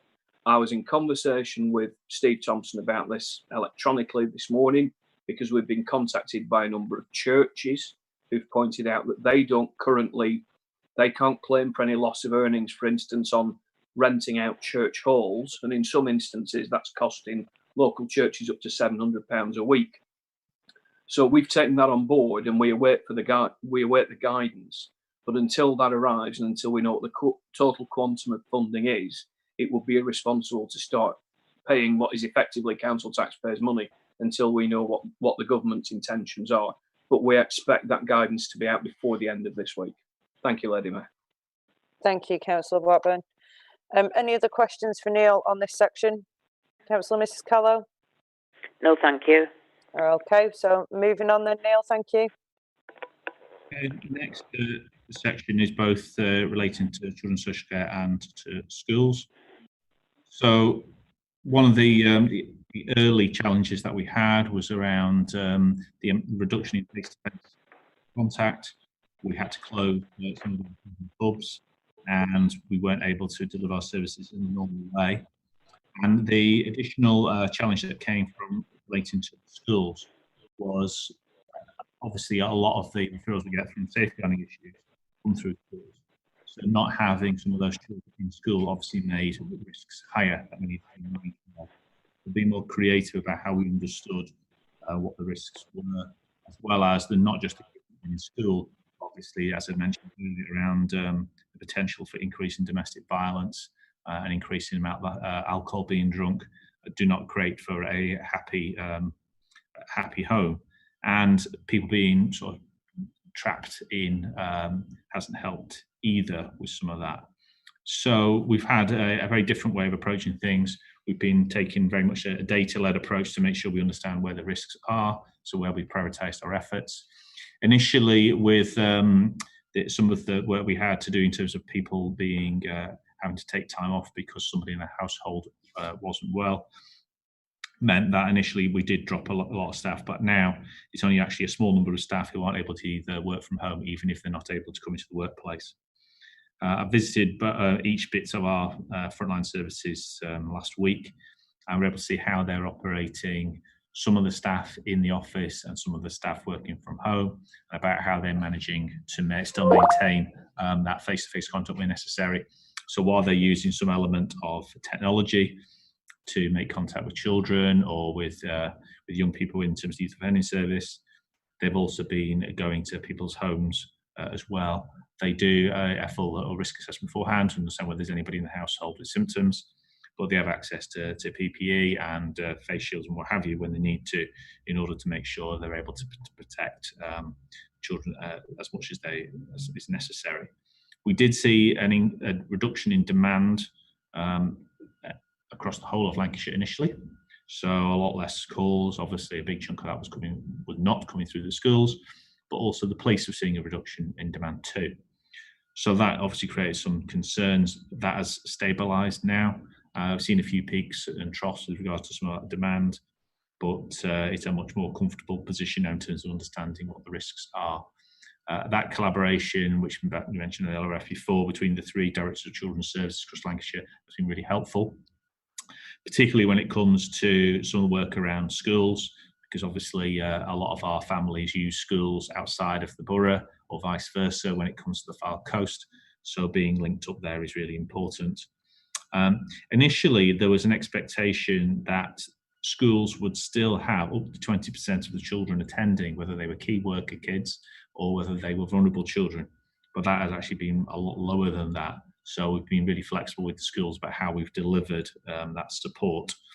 And we have seen an increased number of vulnerable children attending school since Easter. The schools have had to be creative around how they've made sure that they can manage social distancing within the schools, and they've had rotas and what have you within them. So that's been managed very, very well in collaboration with the schools. The free school meal provision is mentioned as well. As I said earlier, we've been delivering food parcels to our families to make sure that they don't have the holiday hunger issues that it's often is the case in the summer holidays. That's been continuing throughout, that including through the Easter holiday as well. Some of the problems that have been created by the government voucher scheme instead of the food parcels, that was a school decision to do that. And some of the schools will come back to us because the parcels haven't been, the vouchers haven't been working. Where the voucher system hasn't worked, we've been providing food parcels to backstop that. So children haven't gone hungry even where the vouchers haven't worked. We've been providing food where necessary as the backup, and that has been the approach across the whole of Lancashire. Everywhere we're trying to do the right thing and worry about how we pay for it later. We'll come back to finances later on. One of the more recent updates has been about the government looking to provide access to the internet, computers, what have you, to the more vulnerable. So we're working with our IT colleagues on that at the moment. And the school bit keeps changing, and some of the guidance that's coming out today will mean we will be working closely with the schools again about what does starting to open up on the 1st of June mean. Which is, how will they manage it? How will they do it safely? How will they do it safely for both teachers and children? And how will they build confidence for families around it being a thing they want to do? And that will be gradually through there. So over the next few weeks, Diane and team will be doing a lot of work with the schools to make sure there's a confidence factor within the schools, so we can start ramping things back to normal. Because obviously the impact on children isn't just a loss of education, it potentially is an impact on mental health as well. One last thing to mention in that area is we have a violence reduction network operating across Lancashire, and they've had some guidance evidence that they've produced which will support schools in the kids going back. Because often the case after we've had a long period of absence, so particularly in summer holidays, some of those home issues bubble up at school when they go back. So there's some guidance to support the schools around how they will identify and how they will manage it. Because if we've seen a big increase in domestic violence, it's going to be an impact on those children, and the schools will be at the front line for those who we're not already aware of when they go back. Any questions? Okay, thanks for that, Neil. Before I take any other questions, I'm going to use my position as chair to ask you one, Neil, if that's all right. Just around the IT issue, as some of you may or may not be aware, I sit myself in this category. I do not have the internet at home. Shock horror. So there's no Wi-Fi, no any of this sort of stuff, which has been incredibly difficult over the last couple of weeks. But I am by no means least the only person that doesn't have access to the internet at home. Now, it's all well and good, the government saying they want people to have access to this. Have they suggested a way in which the IT equipment can be made accessible in terms of, are they going to put data cards, dongles, etc., with the IT equipment for those children and young people that don't have that facility at home? As with most of these things, the guidance follows the policy statement. So we already provide computer equipment to quite a few of our families anyway. So if the national policy doesn't work for us, we will do something extra on top. One of the areas in terms of some of that, so adult learning, we've been providing internet support for people who are coming towards the end of courses, for instance. So the college would do that in a number of areas. So we'll fill the gap if the policy doesn't work. Okay, thanks, Neil. Okay, any other questions for Neil on this particular? Okay, I've got a couple of indications. So I saw Councillor Stansfield first. Thank you very much, Lady Mayor.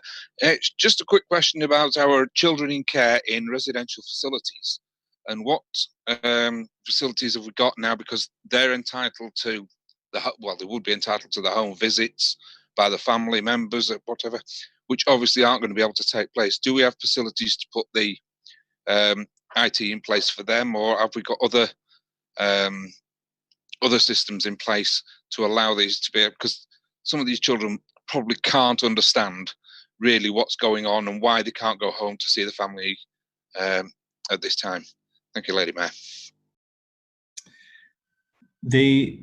All of the children's homes that we have will be operating, I suppose, appropriately in terms of managing the health of the young person as well as the health of their staff. In terms of that connection through to the families, then they would be using IT where appropriate. In terms of a more detailed answer about how do they manage family visits, I couldn't tell you off the top of my head, so I'll have to come back to you that after I've spoken with Diane Booth. Okay, thanks for that, Neil. Thank you very much. The next person I saw was Councillor Lynn Williams. If she can unmute herself. Sorry, I should be getting better at this a bit quicker. Just leading on from the previous point, Lady Mayor, I think all of those sessions it will be akin to obviously the children who are in care, because obviously all contact visits with family will have all be now taking place virtually. But as the Chief Exec will no doubt get you further details, but that is as I understand the position. I just wanted to commend really the Director and Assistant Director Diana and Jeanette and all the managers and the frontline social workers who have worked incredibly hard to continue to ensure that our vulnerable children are cared for and not at risk. The amount of face-to-face visits that have taken place to ensure that has happened, and I think the Chief Exec mentioned the staffing levels has rarely fallen below around 80% of staff available for visits, which I think is quite phenomenal and shows a real desire to continue to protect the children.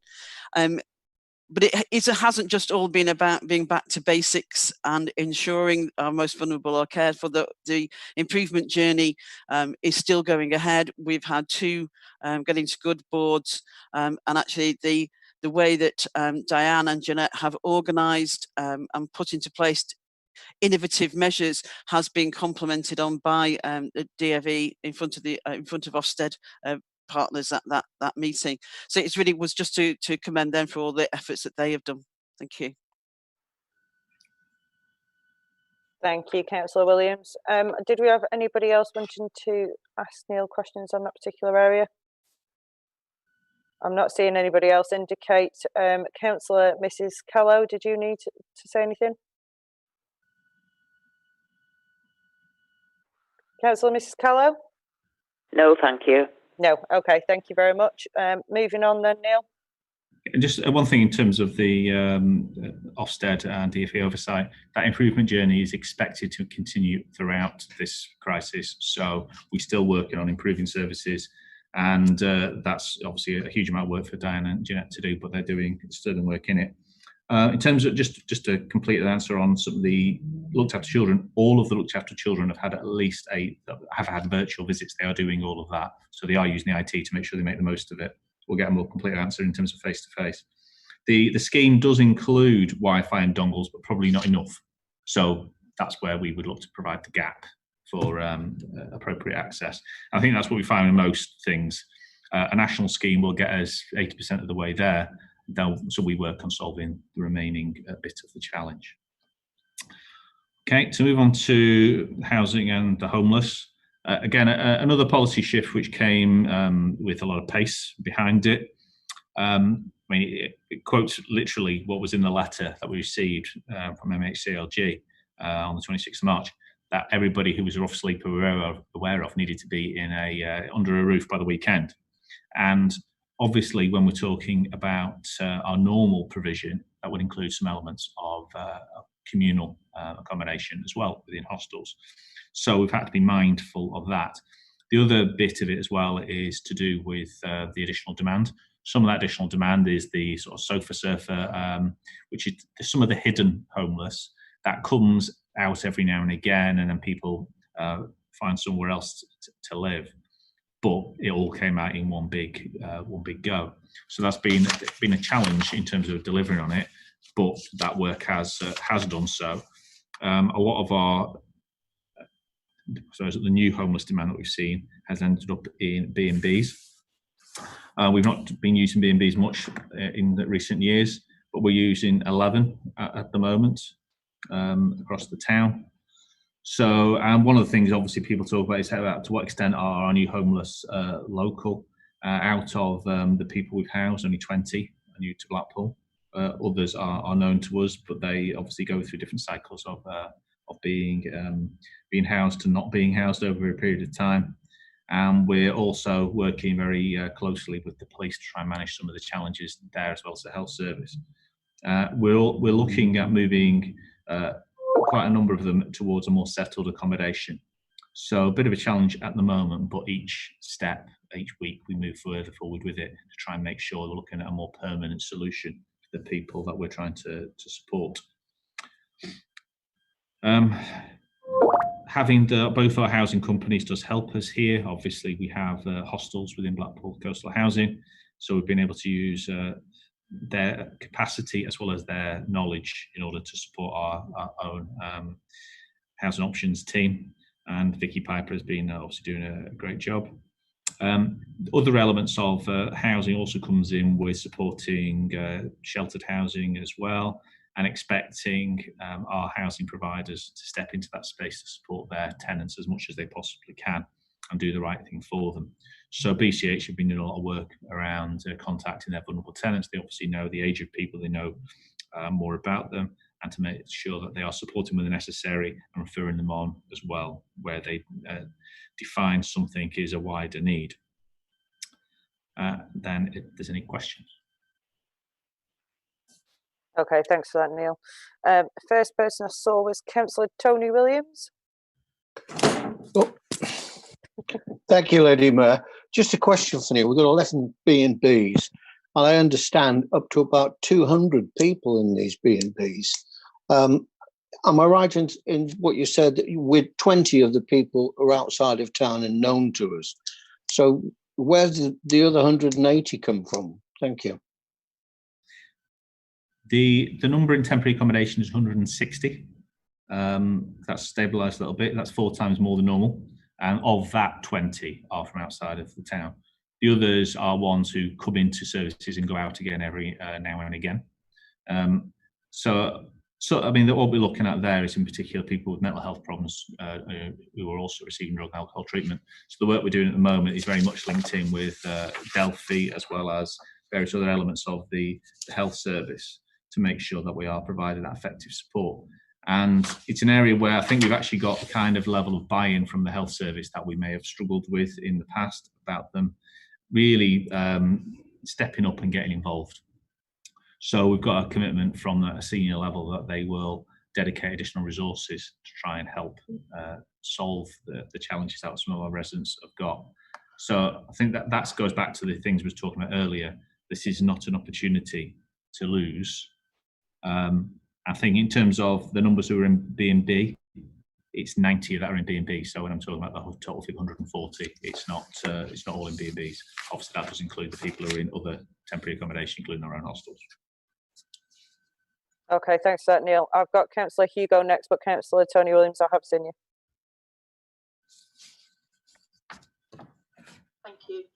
Yes, I just wanted to endorse that really, that public health have been great support from my experience around the homelessness issue currently. So I just wanted to say thank you to public health and in particular Chloe Shaw for coordinating all the different agencies providing support. Thank you. Okay, thanks, Councillor Hugo. Councillor Tony Williams. Thank you, Lady Mayor.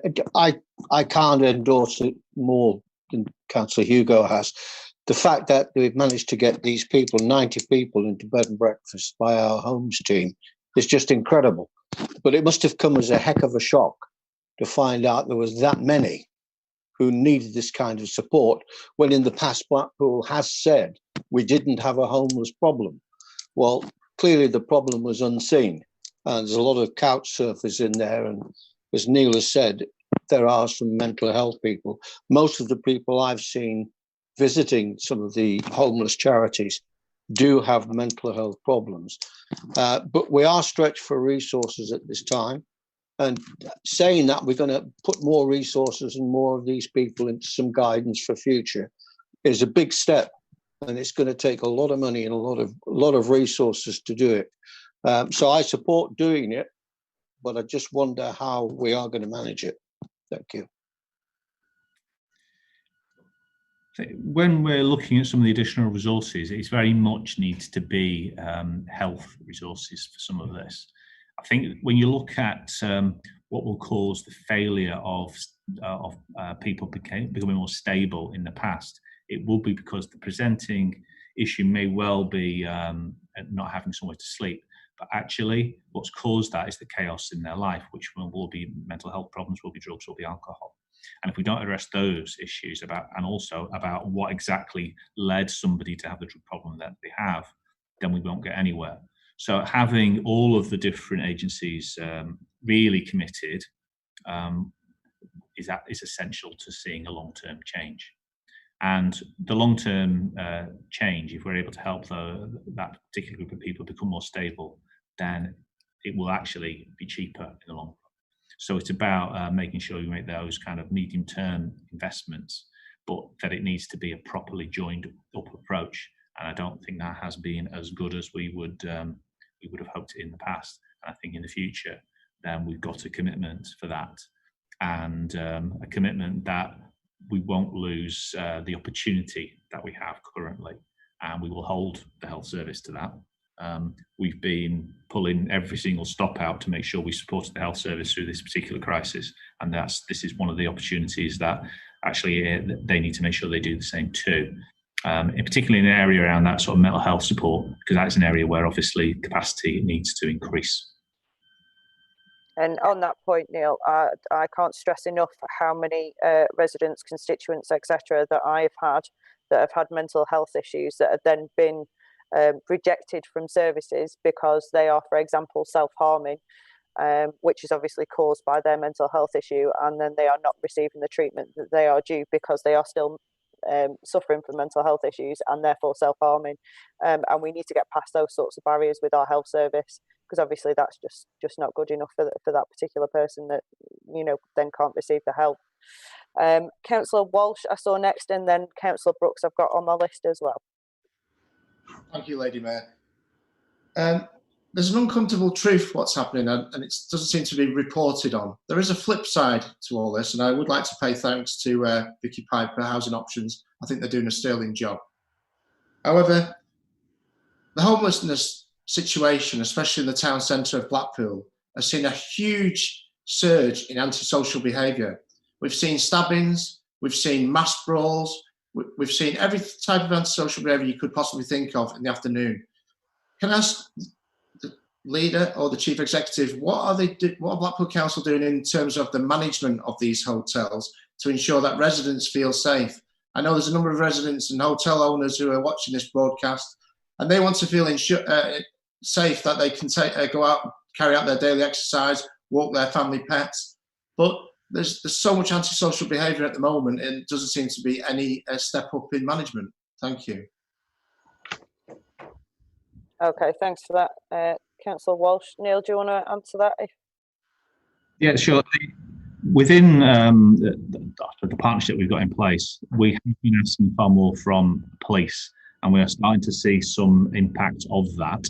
And we have parked a CCTV van on the street as well to support that. There is obviously some security arrangements in place for some of the time, but one of the things that we would normally do in order to address antisocial behaviour for somebody who is a tenant is threaten to throw them out, and also threaten their landlord by they would lose their income and throw them out.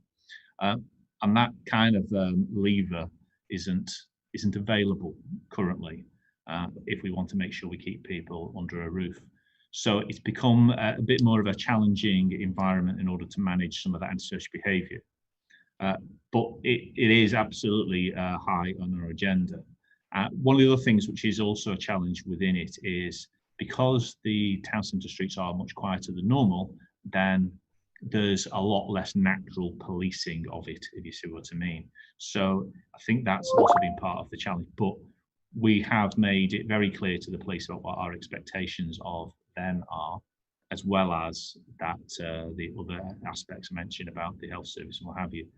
And while we will work on that for a period of time in terms of allowing the new service to bed in, we absolutely take your point in terms of the local business owners, because it isn't an acceptable behaviour, and the tools that we need to use are less complete than they would normally be, but we will only give so much leeway. So while some of the actions we would take aren't suitable necessarily for a public domain, we can have a further conversation about exactly what the police are doing and what the plans are in terms of managing it. But we're trying to be balanced in our approach at the moment, and it's an extremely challenging one to manage when you are looking at not putting people into the street when they're not behaving. So we're trying to be look at different ways of doing it. But you're absolutely right to stay on top of us on it, because it's not acceptable for the local residents. Okay, thanks for that, Neil. Next, I've got Councillor Neil Brooks. Yeah, thanks, Lady Mayor. Just to say, first of all, that we accept that we've got 4 times more people to try and deal with at the minute than we normally would. And to say that the frontline workers, both council workers and voluntary organisations, have swum the channel over the past few weeks is an understatement. They've pulled out all the stops right across all the charitable organisations, as well as our own council staff and our housing companies. The housing companies have gone above and beyond what they're normally supposed to do to try and assist in managing the difficulties we've got. The turning around of empty properties is record time.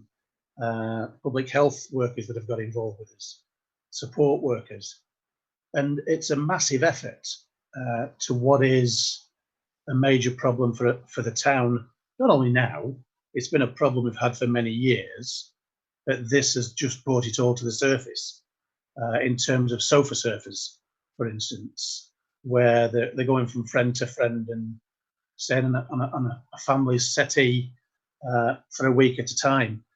Those options no longer available when we see the real crisis that we've got in terms of getting people into proper accommodation going forward.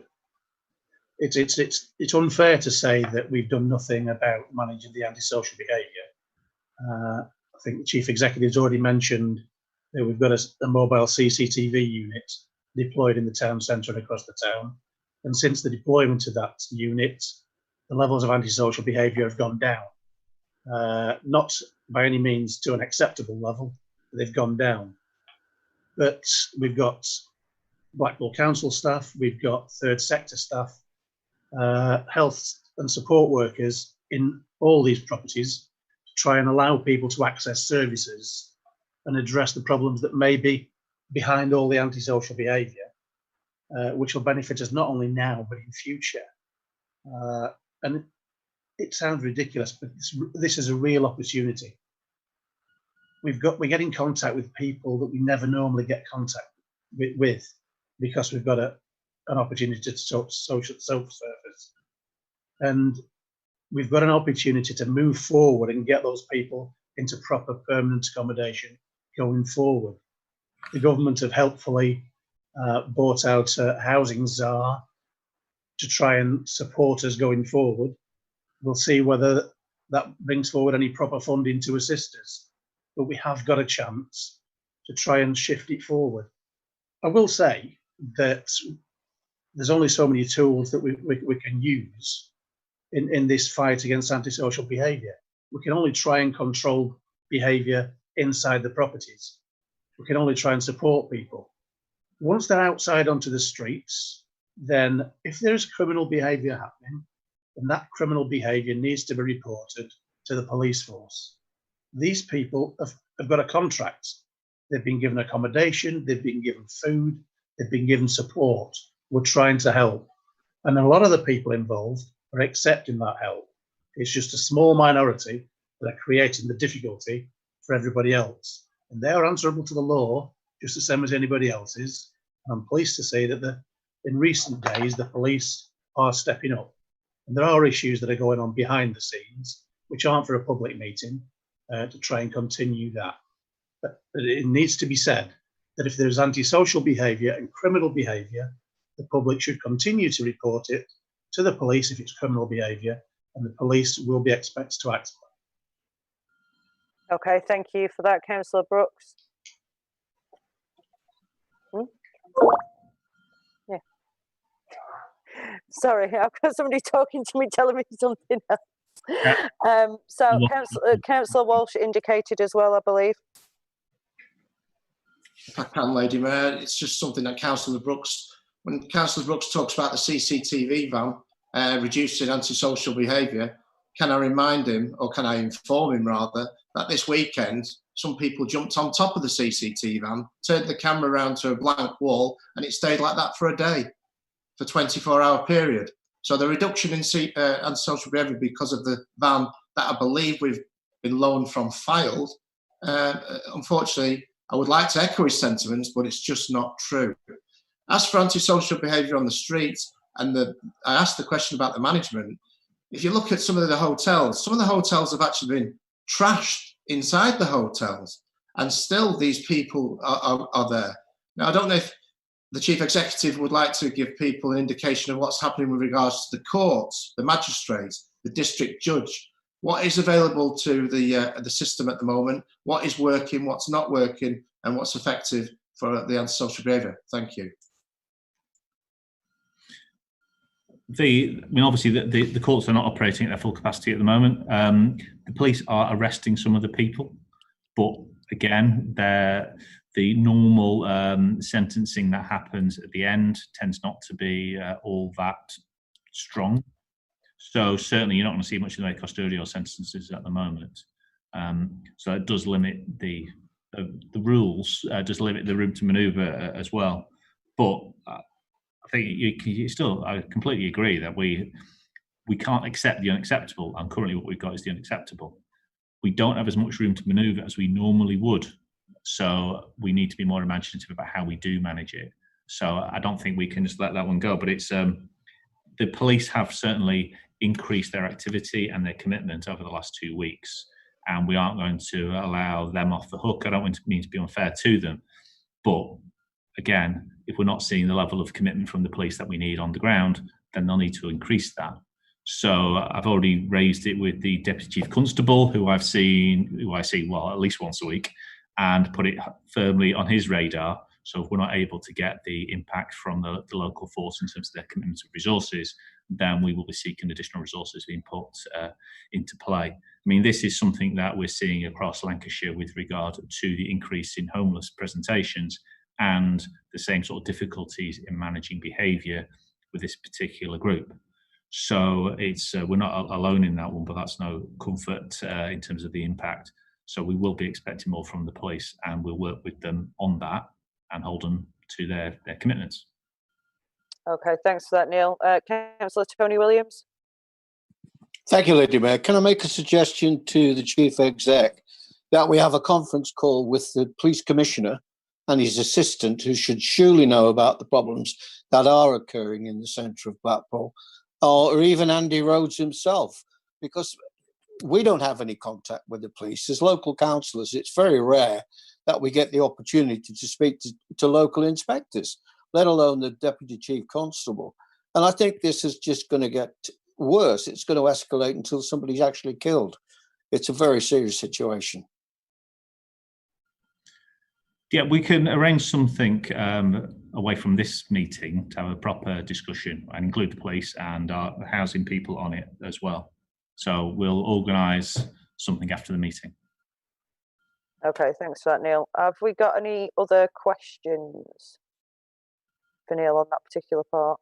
No, Councillor Mrs. Callow? Yes, thank you. If I could just put a point forward, please. When these people go to court, the problem is it's what they're actually charged with. And the charges are brought about by the Crown Prosecution Service. So this means that the district judge or the magistrates that are sitting on a case have got to adhere to the rules, and they have to go along with the sentencing guides for what these people have been charged with.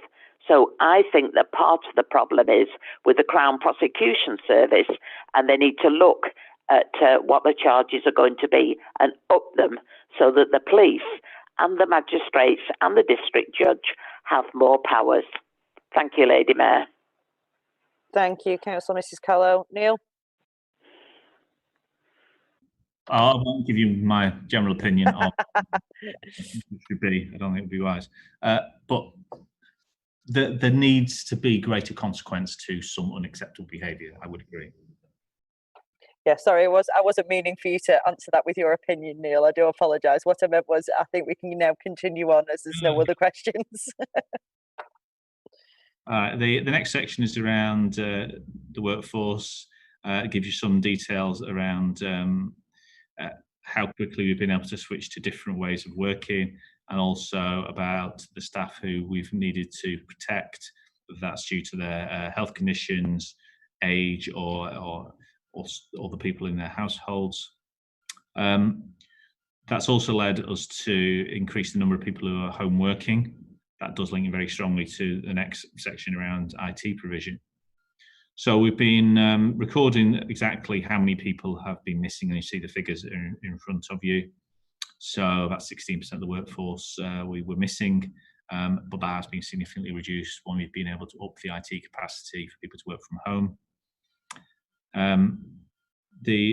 We've also done a piece of work with about sort of redeploying people. So we've been identifying skills across the whole of the council workforce about what people could do if they weren't able to do their normal job. So that was identifying if they had a past experience working in the care sector, or if they had or first aid skills or what have you, so we could move them into something different. And we've had people doing all sorts of different jobs. I think we've already mentioned around some people being trained up to work in the crematorium. We've had other people trained up to work with Enveco on the bins. So there's been people be prepared to do anything, whether that's packing food parcels or whether that is working in an environment that they would never imagine they ever would. So people have been really flexible, and our intention is to be very flexible with them, looking at leave and flexi and a variety of other things. There's also been national and local campaigns around trying to encourage people into the care workforce, whether that's children's social work or whether that's direct care provision. And we've been looking at our relationship with Blackpool Fylde College as well, about how we can support people with the right kind of training and what have you. In terms of the digital side of the IT services, we've gone from having, as it says, about 200 people working remotely, wherever that was, and that became 1,400 people within the space of a week. So what had to happen there was just to build that capacity really quickly. So as you can see, Tony Doyle and his team built an entire virtual private network within the space of a couple of weeks. So we were able to help people to work at home at the same kind of speeds they'd be able to work in the office. As you say, it's something that normally you wouldn't do within a couple of months, and they did it within a matter of days. That also allows people who work on the telephone, so customer-facing services, to be able to do that from home as well, using the technology that we have. So it doesn't look as, I suppose, as impressive as some of the other services, but what the IT service and HR service have been doing has been monumental. I mean, how Tony's team have delivered what they have in that space of time, it's nothing short of a technological miracle. Any questions? Okay, the first one I saw there was Councillor Galley.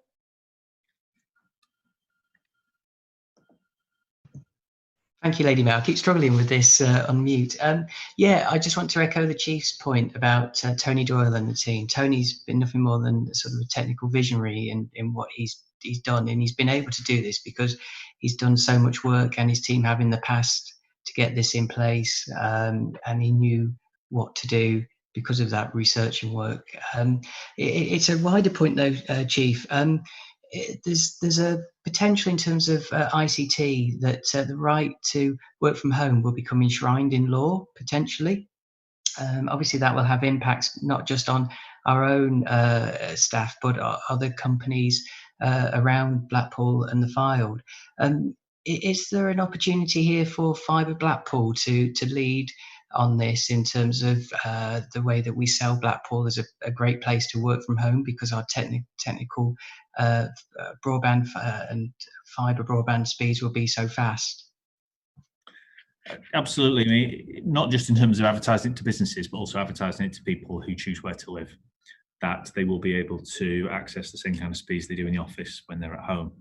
I mean, it's already becoming the case, but it will become more so, that how you choose your house will be linked to all the infrastructure that is available to you. That may well be whether you're near to a park, it may well be whether you're near to a good school, but also about the quality of the infrastructure you have from a technical perspective as well.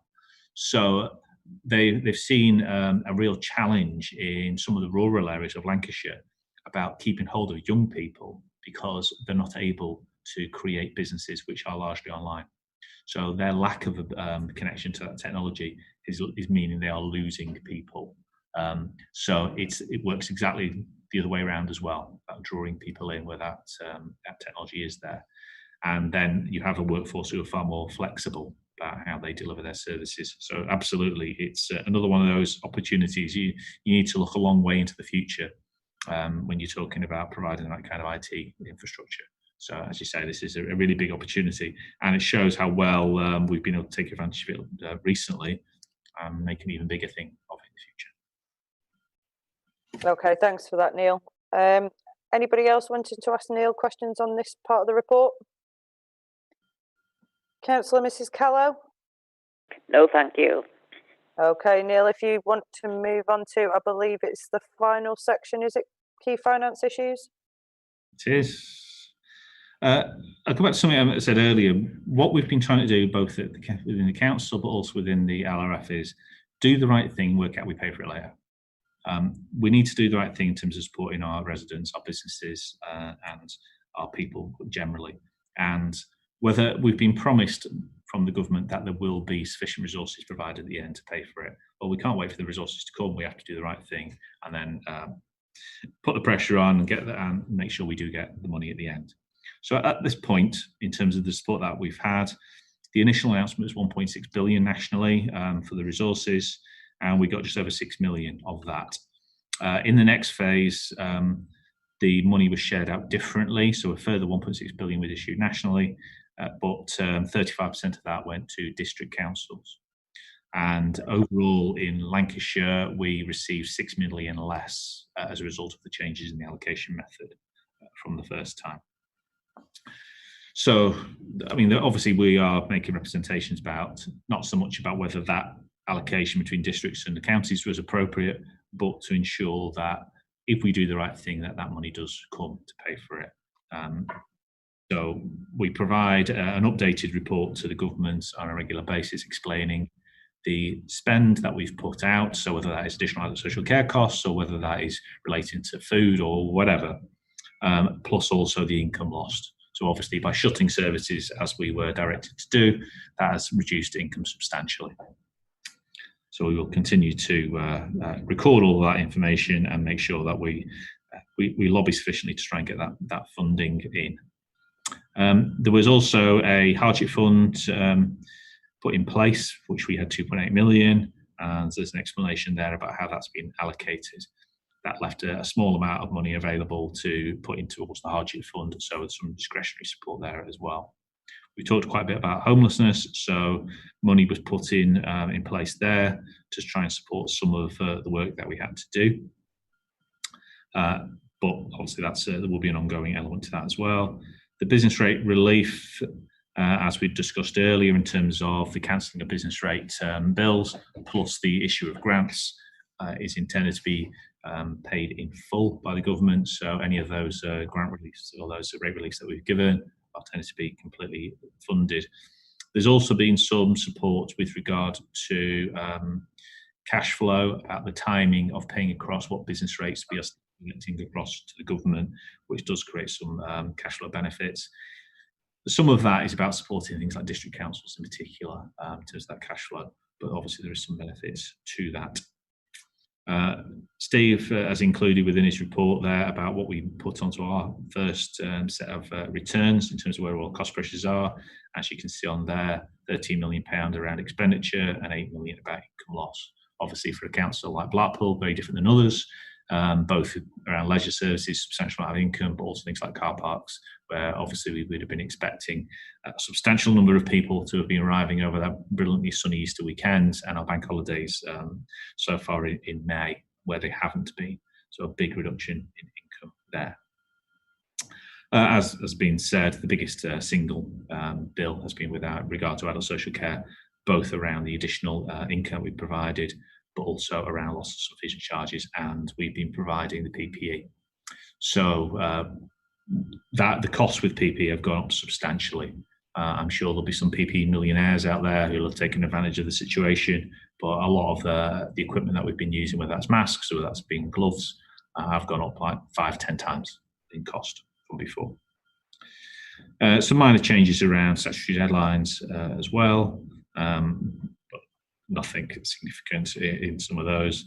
But the financial position will be an ongoing one where we will need to stay on top of it, provide those regular returns, work with the LGA and our colleagues across Lancashire about being very clear about the impact.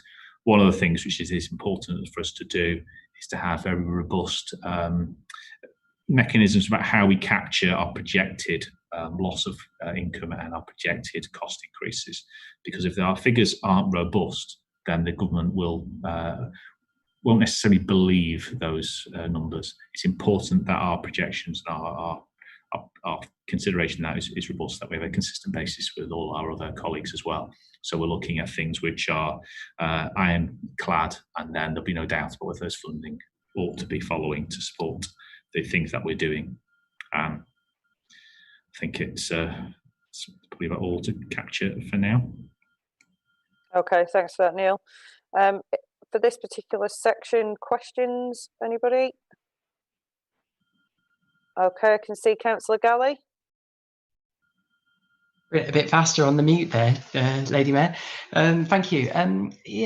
Chief, and probably the leader as well, because I know you're both passionate about the Business Loans Fund. And again, you referred back to PPE, which I thought was interesting, because there will be some light manufacturing opportunities, supply chain reviews across global organisations, and Blackpool could potentially play a leading part in delivering some of that UK capacity. Certainly, if we also look at food manufacturing as well. I know when we previously talked about the Business Loans Fund, we were looking at increasing how much we could potentially lend to around the 200 million mark from memory. I may be wrong on that figure, but is there a point now where we again use this as an opportunity to promote the Business Loans Fund to those types of firms who are potentially looking to do new types of manufacturing in the UK, and use Blackpool as the heart of that? Okay, I'm just going to bring Councillor Blackburn in first and then yourself, Neil, if that's okay.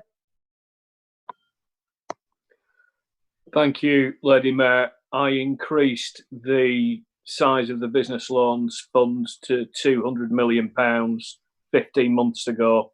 There remains significant amounts of headroom in there, and we consider all applications on a case-by-case basis. Okay, thanks for that, Councillor Blackburn. I'm just going to go back to Neil if there's anything that Neil wants to add. I think when it looks at those new opportunities that come out of the crisis, then it's supporting the ones which have got some longevity to them. And one of the challenges that's been in place in terms of supporting existing companies within the UK or within Europe to increase their capacity in order to provide masks, gowns, etc., has been a confidence in terms of how long they can, what kind of length of supply they'd be looking at. So that's where some of that challenge has been, and they haven't been given necessary guarantees that they would need for some of that.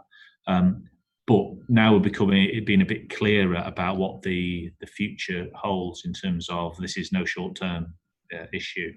Then it's working with those right kind of businesses who've got that sort of forethought, but also about how flexible that they can be about having multiple different product chains which fit with a new world. So that's something which all the way across Lancashire that we're looking at, about supporting the businesses that can make sure that we don't see shortages into the future. I mean, the point you make around food processing, then we have been supporting our local food processing industry who obviously are able to take advantage of some of the increasing demand they've seen. So Layla's is obviously the biggest one to think of locally. They've received quite a number of new orders, all relating to the additional demand that has been seen through the supermarket chains. So people wanting meals, ready meals, wanting frozen ready meals. So they've been a big increase in the demand for them, and we've been providing some support to them in order so they can take advantage of it. And one of the things in terms of the business loan scheme is it's supporting businesses to take advantage of opportunities, which absolutely what we want to do. Okay, thanks for that, Neil. So I've got Councillor Galley, Councillor Tony Williams and Councillor Clapham on my list in that order, if you please. Thank you, Lady Mayor. Yeah, if I just follow up on the leader's point there, you've done a great job in creating the Business Loans Fund and a great job in continually supporting the Business Loans Fund. What you said there, though, Leader, was much more of a reactive response to an application process, which is process driven, which is great. But what I was trying to talk about there was more of a marketing strategy around how do we reach out to, say, Daddy's brown sauce in Poland currently, or HP sauce in the Netherlands, and say, have you considered setting up an operation based here? So it's more around using the BLF to sat alongside a marketing strategy to say Blackpool means business. We can offer you the capacity because we have a skilled workforce in this industry, and there's an opportunity here for you to access a loans fund. So it's more around the marketing rather than the process. Okay, thanks for that, Councillor Galley. I'll circle back round to yourself, Councillor Blackburn after I've taken these two, if that's okay. So Councillor Tony Williams. Thank you, Lady Mayor. I think it's important, and we've discussed this at our Friday leaders and officers meetings, that we don't forget we've got a future. And this isn't going to last forever. We're going to come out of it. And although I've had assurances from our communications and marketing teams that they would share any plans they have going forward, because we must start to think about rebuilding the Blackpool brand and getting people back when we need them, and we will desperately need them. I haven't seen anything so far, but I am keen to know how we're going to finance going forward. I know there's some savings in terms of what we would be spending now on our marketing, so I want to see that conglomerated, if you like. And one of the ideas that's been passed to me, and I'd like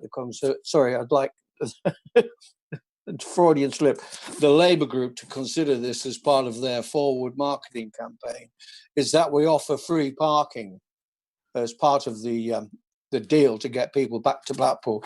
And I'm sure our business partners would support that. Thank you, Lady Mayor. Thank you, Councillor Williams. Again, that's another one for you, really, Councillor Blackburn. So if you just bear with me a second, I'm just going to take Councillor Clapham. I'm hoping that he's got a question for our chief, and then I'll let you answer the other two if that's okay. So, Councillor Clapham. Thank you, Lady Mayor. I've read that there is a prospect of a large number of local authorities in serious financial debt. Moves are being made to make joint declarations that they have run out of money. Is there any possibility of this happening in Blackpool and the issuing of so-called Section 114s? It's the ultimate warning in terms of finance. We've obviously got a long list there of monies that have already been committed and spent well, and there is more to be spent. It's all right looking at a balance sheet and thinking, right, we've borrowed money in one part, 200 million, as Councillor Blackburn has stated. That's been loaned out, part of it. There's still some left there, but the money is really running like a river at the moment in the wrong direction and not enough coming in. Can you foresee that we will survive all of this and come out of it on top and be the Blackpool with the future that we all want? Thank you. Okay, what I'm going to do then, so unlucky for some, Councillor Blackburn, I think you can take all three of those and then Neil can make any comments as he wishes to after you've finished. I can confidently predict that he won't. Well, that's why I said as he wished. So, in order, Councillor Galley, we are part of a Lancashire-wide economic recovery group, which is considering, in fact, I had a telephone conference this morning with the new chief executive, the inaugural chief executive of the Lancashire LEP, to discuss exactly that, what the challenges are going forward, and my very strong view that they need to be addressed on a Lancashire footprint, but also that the MP11, the 11 LEPs that represent the north of England need to work together to drive investment to this part of the UK. So absolutely, is there any, are we doing anything at this moment in time to attract? You quoted Daddy's brown sauce being based in Poland. I assume that's a fact. If that's true, are we doing anything about that at the moment? We're not. Is the Economic Recovery Group actively looking at what we can do in terms of attracting new business? And of course, that does include provision of finance. Yes, we are. With interest rates having been cut to an all-time low by the Bank of England at the very beginning of the COVID-19 crisis, clearly money is cheap, but as a local authority, we have to make sure that we extract good value for money for the local taxpayer. So I hope that deals with that. Councillor Williams, you and I have talked both in the meetings on the Fridays and also in our sort of one-to-one conversations about the need for a marketing strategy and a need to make sure that as and when we can get the resort up and running, we do so. Early indications, I did a Facebook video this morning where I reflected the fact that I think that the Prime Minister said that certain parts of the economy might start to reopen in a meaningful way from the 4th of July, depending on infection rates. And I can assure him that we're very focused on that, and again, commit that our communications and marketing team will involve him in those discussions. Councillor Clapham, this is a moment where I wish I had a pen and a piece of paper with me, but I'm pretty sure you asked about Section 114 notices. That's the notice that a council would need to serve upon MHCLG and the Treasury to say that they were imminently about to run out of money. You would serve a Section 114 notice once your reserves fell below a certain level. At least 2 authorities that I'm aware of have individually said that they intend to do that, Windsor and Liverpool.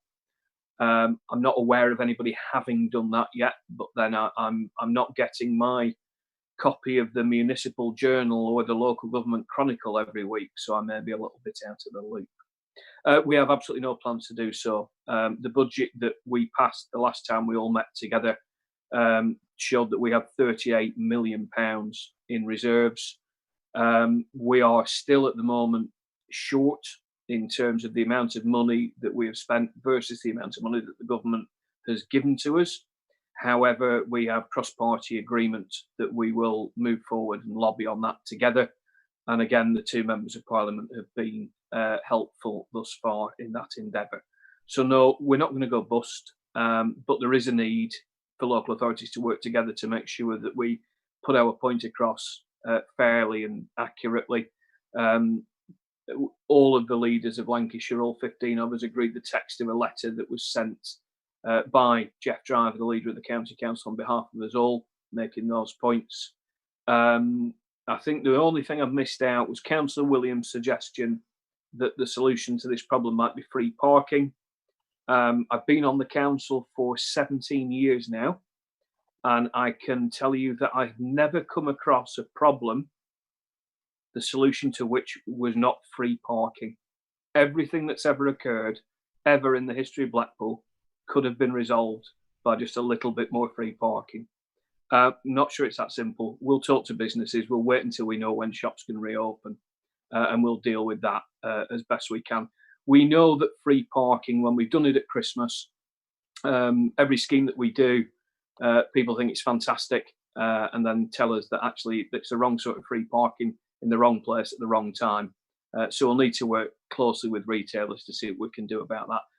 But bearing in mind that we don't expect retail in a meaningful sense of the word and free movement in a meaningful sense of the word to be happening until at least the 4th of July, based on what we've heard today, we have a little bit of time to do that yet. But I appreciate everybody's comments and we'll take them all on board. Thank you, Lady Mayor. Thank you, Councillor Blackburn. Okay, Neil, have you got anything to add or make any closing statements with regards to your report? I think just to the reports that were coming about, multiple authorities talking about Section 114 was Yorkshire, and they were talking about collectively all sticking their head above the parapet and saying we haven't got any money, because any individual authority does it looks like a basket case. But we certainly are not a basket case or going to have a Section 114. In terms of the tourism plan, then we've already started those conversations with the private sector about what they think is necessary. So we'll do it jointly, and then we'll obviously be sharing those plans and how they would be financed later. So making sure that we are advertising, as I said earlier, Blackpool is a wonderful, safe place to come with your family. And there may well be a step first, which is it's a wonderful, safe place to come with your family before it's a wonderful place to come with your family and spend loads of money. But building up that confidence is going to be absolutely essential. We'll be working on that significantly over the next few months. We are preparing for a new world order already. In terms of the overall report, then really I just wanted to give thanks to all of the staff who have been working so hard over these last couple of months about all the things they've done. That's not to say we haven't made any mistakes in those 2 months, but we've been working at a pace, and I'm prepared to forgive a few errors for all the wonderful things that everybody has done. So I'm enormously proud both to be from Blackpool, but also to be leading all of these staff who have just pulled everything out of the locker, and they've been particularly amazing. I mean, I'm always proud to work here, but I couldn't be more so than I am at the moment. This is a wonderful organisation to be part of, and the people are what make it so. And working for the people of Blackpool is really, it's kind of a life's work, isn't it? So just really wanted to end with that. That's great. Thank you very much, Neil. Okay, so that's the end of that part of the agenda, which means that we will now go back to ordinary council rules, if that's okay with everybody. So for this part, what I need is for Councillor Blackburn to move the rest of the motions in the report, which is 2.2 to 2.5 inclusive. If you could for me, Councillor Blackburn. One moment, I've just had a minor IT failure. I need to get the agenda details back, Lady Mayor. Don't you just love modern technology? It's user error, I think you'll find. Yes, the IT professionals say the problem is in the chair, not in the computer. So we've already done 2.1, I think, Lady Mayor. That was moved by Councillor Williams and agreed by everybody. Yep. So from 2.2 downwards, council's requested to endorse the council-related decisions listed at Appendix 7B, undertaken by the Chief Executive in respect to the coronavirus pandemic, in terms of additional expenditure and budgetary pressure caused by loss of income. 2.3, to approve in retrospect the taking of all actions outlined in Appendix 7B, even if these actions should have been included in the forward plan or have resulted in unapproved departures from the budget framework, policy framework or contract procedure rules, as the decisions were required urgently due to the major incidents. 2.4, to agree to delegate to the Chief Executive delegated powers to act outside of the forward plan, the budget and policy frameworks and the contract procedure rules, should the need arise where such decisions are urgently required in relation to issues appertaining to COVID-19, following consultation with each of the group leaders and the relevant cabinet member. This is to be reviewed at the next council meeting. Finally, Lady Mayor, 2.5, to agree that weekly briefings continue between the Chief Executive, his extended management team, the 4 group leaders and 2 members of Parliament, until that group determines either the frequency of meetings change or that they are no longer required. Okay, thank you very much for that. Thank you, Councillor Blackburn. Councillor Lynn Williams to second, I believe. Yes, thank you, Lady Mayor. Formally seconded. Thank you. Okay, brilliant. So I'm going to move on now. Has anybody got anything they would like to contribute to this particular item? Any questions, debate? I'm not seeing any hands. Councillor Mrs. Callow? No, thank you. Okay, brilliant. Obviously, again, Councillor Blackburn, you have the right to reply, but nothing to reply to. So in which case, I'm going to ask you all to vote on the item. So all those in agreement, please show your hands. Okay, I think I've got everybody on screen has raised their hands. Councillor Mrs. Callow? Agreed. Fantastic. So that means that that is unanimous. And that, I believe, ladies and gentlemen, concludes the business for today. Thank you very much for joining us. Thank you very much for your patience during some of our technical difficulties and pauses.